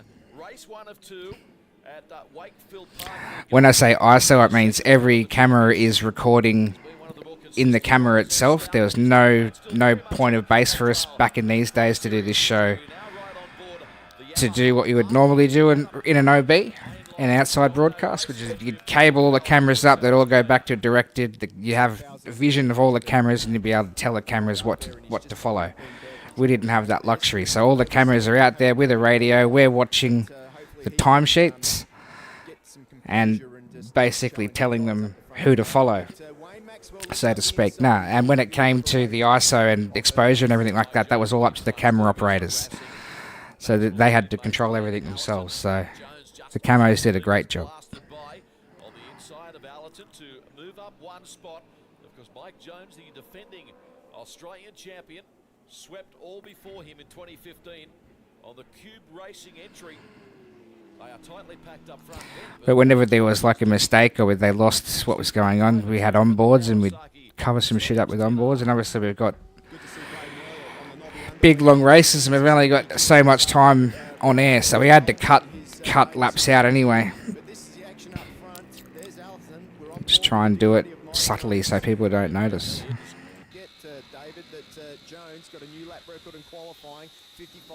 So you'd usually cut out laps out of a replay or something like that so people don't notice it as much.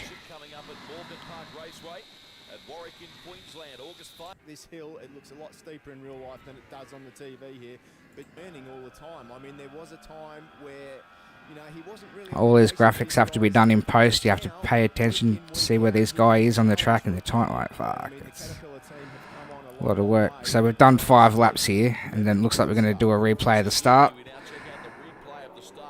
Guarantee coming out of the replay sequence, yeah, we're up to fucking... Just cut out 5 laps right there.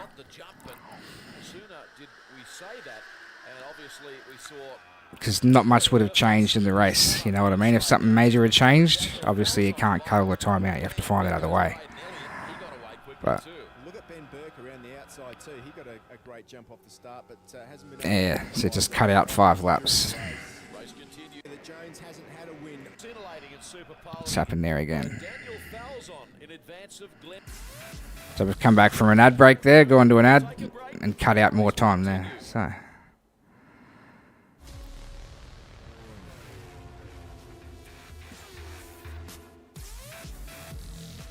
a lot of logging, a lot of ingesting. Yeah, bro. a lot. On the West Coast. Lap 16 of 20, Mike Jones in advance of Wayne Maxwell. Good time, sir. Oh, I don't know if going around the outside of these guys is the right thing to do, but he...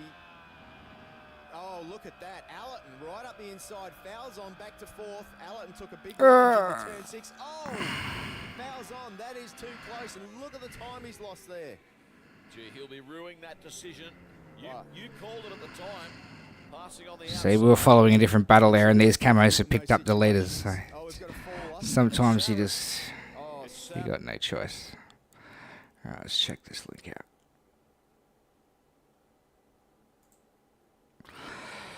I'll wrap it up soon anyway, bro. Should get some sleep. Thank you to Squarespace for sponsoring this video. It's real. Those words will never escape your mind in Drive Club, but I mean specifically, this is real.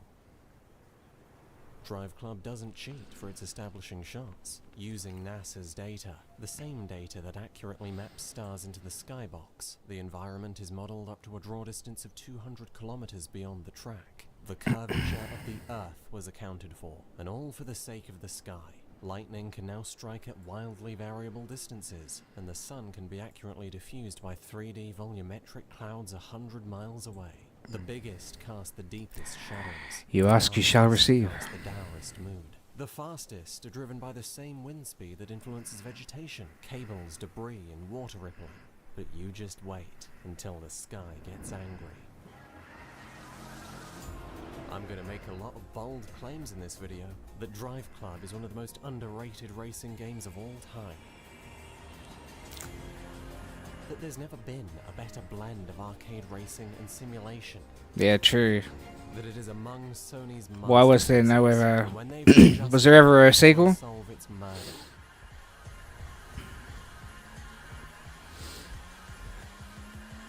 I'm surprised it wasn't bigger. When it was alive.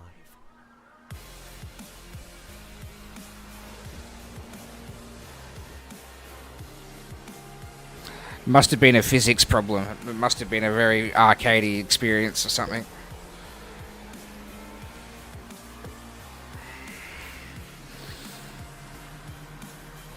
Just graphically it looks pretty good, especially for the time, so I don't see why, unless it was just a trash driving experience.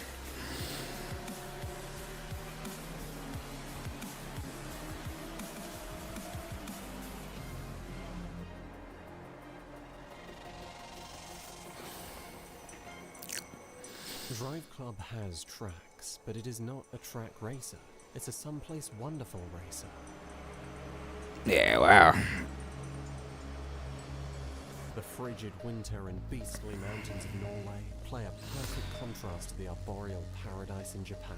Wonderfully warm colours in India amongst trees, fields and villages complements the vast stretches of the Scottish Highlands, as the Olympian ravines in Canada do the sun-baked Martian beauty of Chile.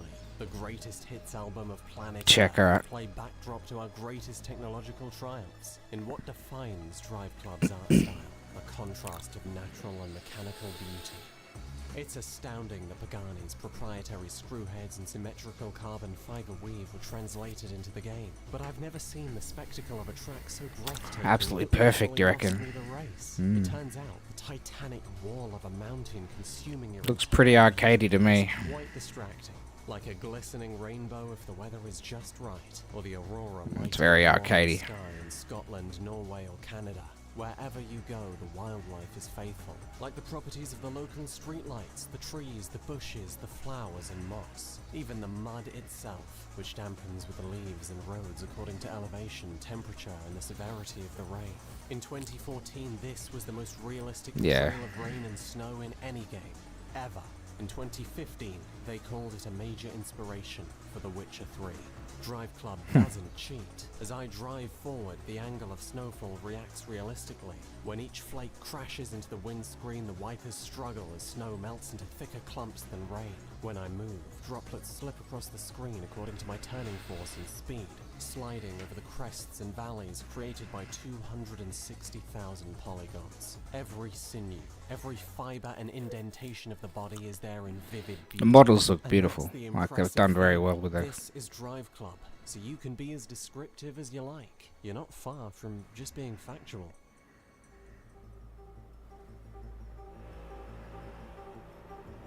The same engineering data used to replicate cars in factory was used for Drive Club's 7-month production pipeline from the shell to the beating heart within. Acceleration, top speed, weight distribution and braking details from manufacturers were plugged into Drive Club's physics, allowing a personality to shine.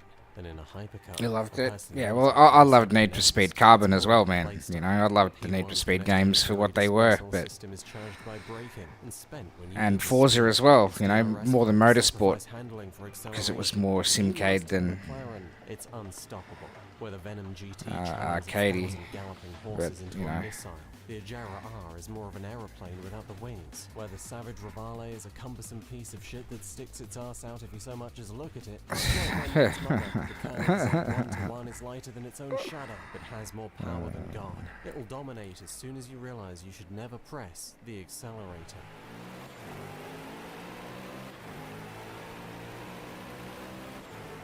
Sometimes it was the Good members transition, who nice. asked Drive Club for help.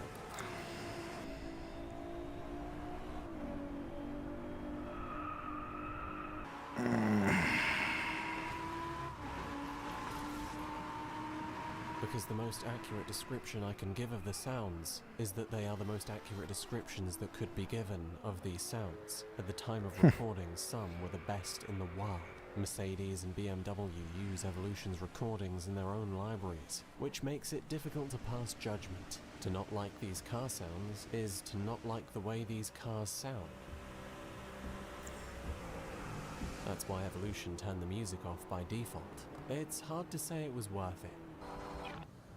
As you can see, I've done absolutely nothing to the outside of my car, and that's because I've Nothing. spent my whole 300 quid on exactly what a 17-year-old wants. A banging stereo for me tune. How good was fucking Top Gear, bro? Fuck. Old Top Gear. Hybrid Score is 5 tracks long, remixed by over 20 DJs into what was then, and is to this day, my favourite soundtrack in racing. Interspersed amongst the boom crashes of synthetic wub-dubs and Charlotte James asking how fast you want to go for the 98 millionth time, is simple elegance. Hybrid perfectly captures Drive Club's hybrid of mechanical and natural beauty. You can picture a car gliding seamlessly through mountain roads in only listening to it. Wouldn't you say the picture kinda looks like Forza Horizon? Yeah. A communion of cosmos and engine fire, a song of ice and tires. 2 games unified by this contrast. Interesting, because they have something else in common too. Both peddle pure fantasy, yet hesitate to sacrifice believability. Horizon's physics are not realistic, so why not go all out? You would never see a track car skipping across the sand crests of a desert. You would never see a LaFerrari blitzing through a blizzard in the dark. Because it's insane, but also because it's impossible. What's the Uncanny Valley equivalent for when a game is just a little more appealing than real life? That's not a rhetorical question. The answer is hyperrealism.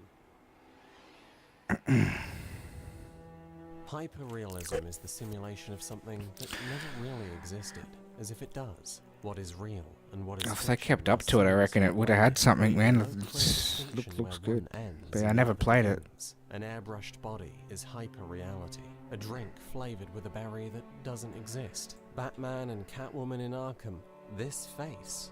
Is the vid loud enough, bro? And you get it preys upon the consumer, using their desire for actual reality. But Drive Club is no advertisement. Do you desire this reality? I can't speak for everyone, but the trend is screaming yes. Because if all you ever wanted that would was be why. gamified Yeah, it arcade wasn't. fun, Horizon wouldn't have sold a single copy, and Need for Speed would be on top of the world. We I had design a fantasy PlayStation up and to believability. PlayStation At the 2, same time, and then I went to Drive Xbox. Club is not unique for providing it. It's not unique for being But I was just playing hyper-real. It's unique for Gran being the Turismo. greatest incarnation of that desire, of hyper-reality and racing there has ever been. I've proven the prowess of its presentation. Now let me show you how in visuals and handling, it seamlessly combines its reality with fantasy to create an experience that is shockingly visceral, unfailingly spectacular, and utterly fun. Photorealism is like the speed of light. Yeah. The closer you That's get, pretty amazing, the eh? harder it gets to get any closer. Drive Club is a testament to that. Only magic could free it from the constraints of 2013. Water slides into the terrain. Foliage fails. Yeah, nothing else looked this good on PS3. Textures lack clarity. Character Yeah, models lack it looks like it more would than that. could be a Each bit PS3 away game, is but likely it to looked notice. like it'd Even been Drive Club can't trick you on re-released on it. It is PC, often optimized or based something. on That's how it reality. looks. But the remarkable thing is, sometimes it's better. The wild doesn't actually look like this. Terrain that entered life as NASA's data saw in-house tweaks and perfections to enhance its It looks like natural Horizon beauty, 3. like a model on the cover of Vogue. You know, I'd give it on par with individual pockets sort of that. are packed tightly together, so you always have something to see as And you Horizon drive 3 was a in your pretty hyper-real awesome looking car. game. Like, the one that was set in Australia. And I spent a lot of time on that.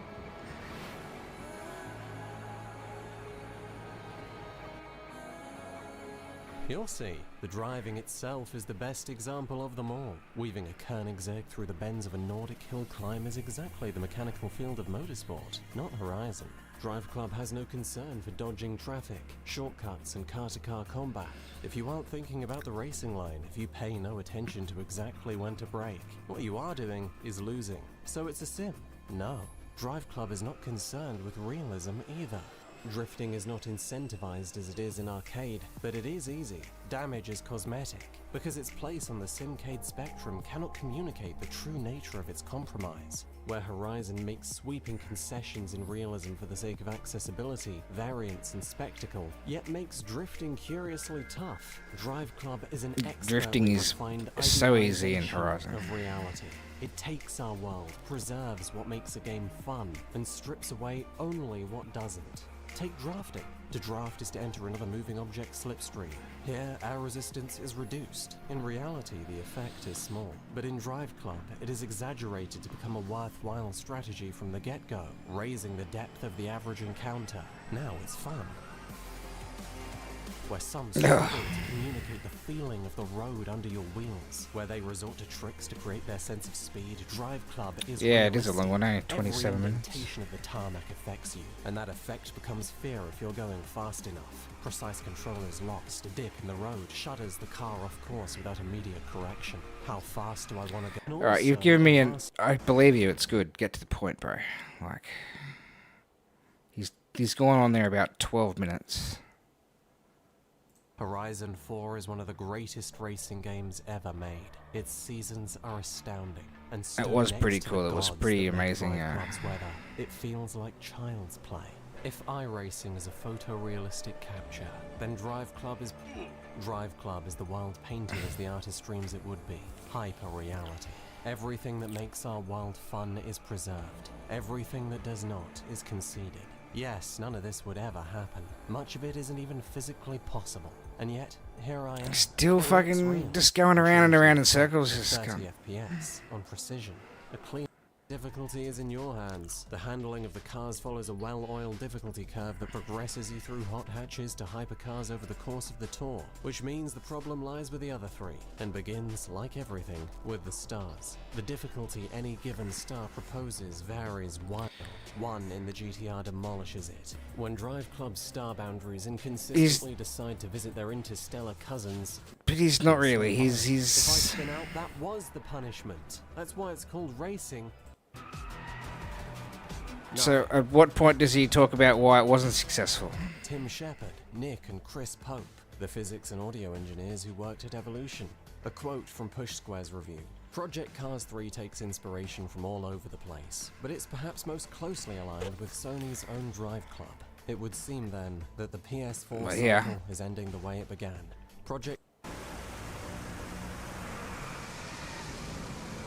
Because there's a bit of actual gameplay, maybe. Without him fucking talking. Or do you want to see how a monstrous thunderstorm can directly influence gameplay by lighting the sky for a split second before disappearing and leaving you alone in the dark?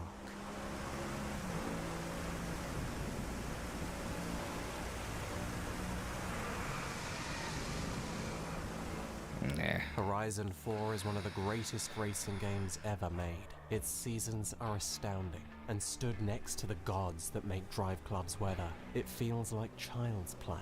If iRacing is a photorealistic capture, then Drive Club is the world painted as the... Yet this was the feature Drive Club was sold on, named after, and delayed for. Drive Club was not called Pretty Screenshots Vroom Vroom Game. Unfortunately, it was called Drive Club. 1 part drive, 1 part club. And with only minutes left, I have still yet to mention it, because the clubs are that insignificant. It was nice that you could join a clan. It was nice that you could seamlessly face off with other players' scores in events. Here we go. But this would not be a significantly worse game without it. It wouldn't even be significantly different. Yet, this was the feature Drive Club was sold on, named after, and delayed for. A PS4 launch title originally, Drive Club was pushed back over a year for the sake of a pseudo-social media system here we go. called the Dynamic Menu. A truly innovative, socially connected experience that would surpass expectations. Sony worldwide boss Shuhei Yoshida promised in the delay announcement. You set expectations, you're meant to live up to them.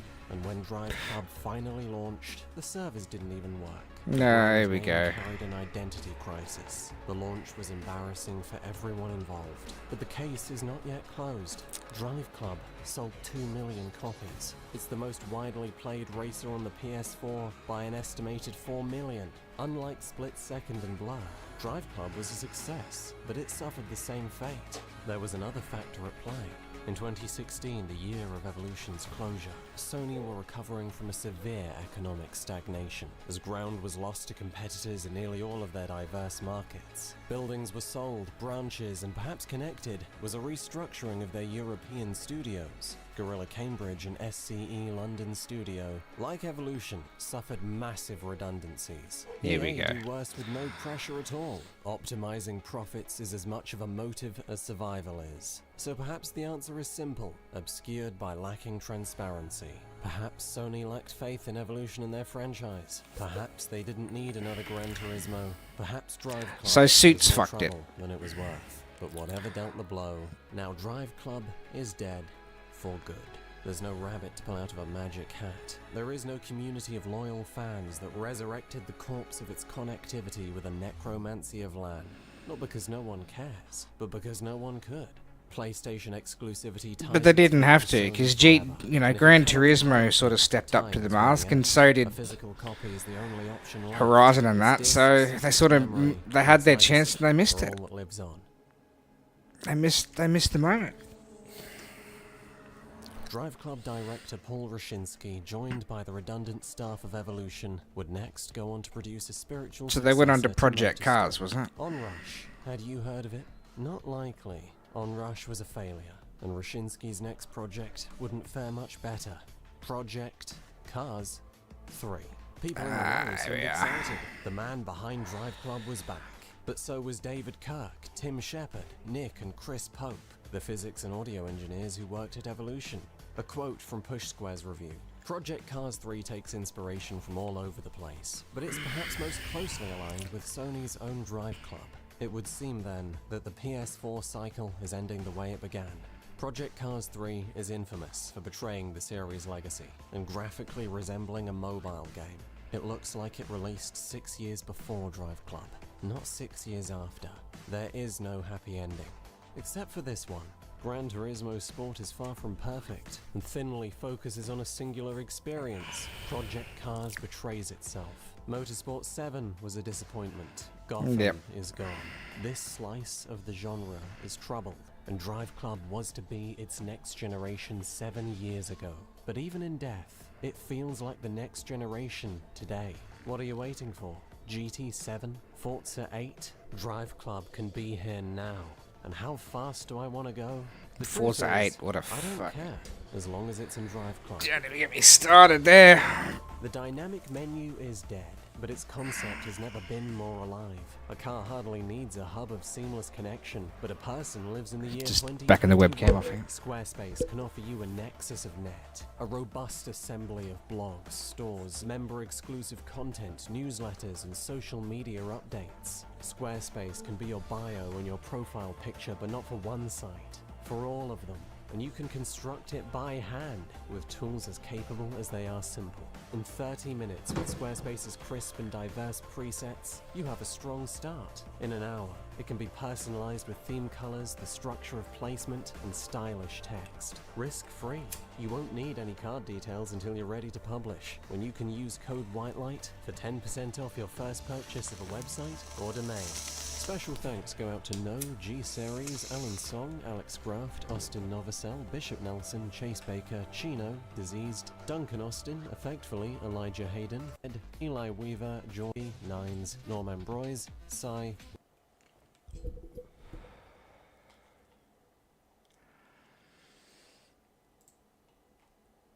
Yeah, right, well, clearly Suits fucked that up, eh?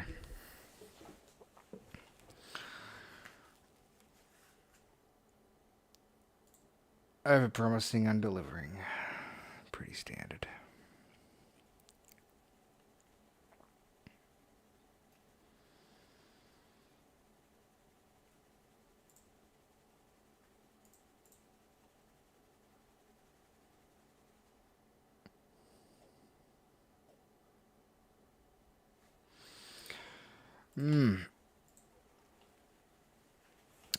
Alright, bro.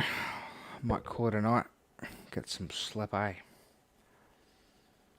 Cheers, mate. Have a good day, I guess. Catch up with you soon, bro. See you, mate.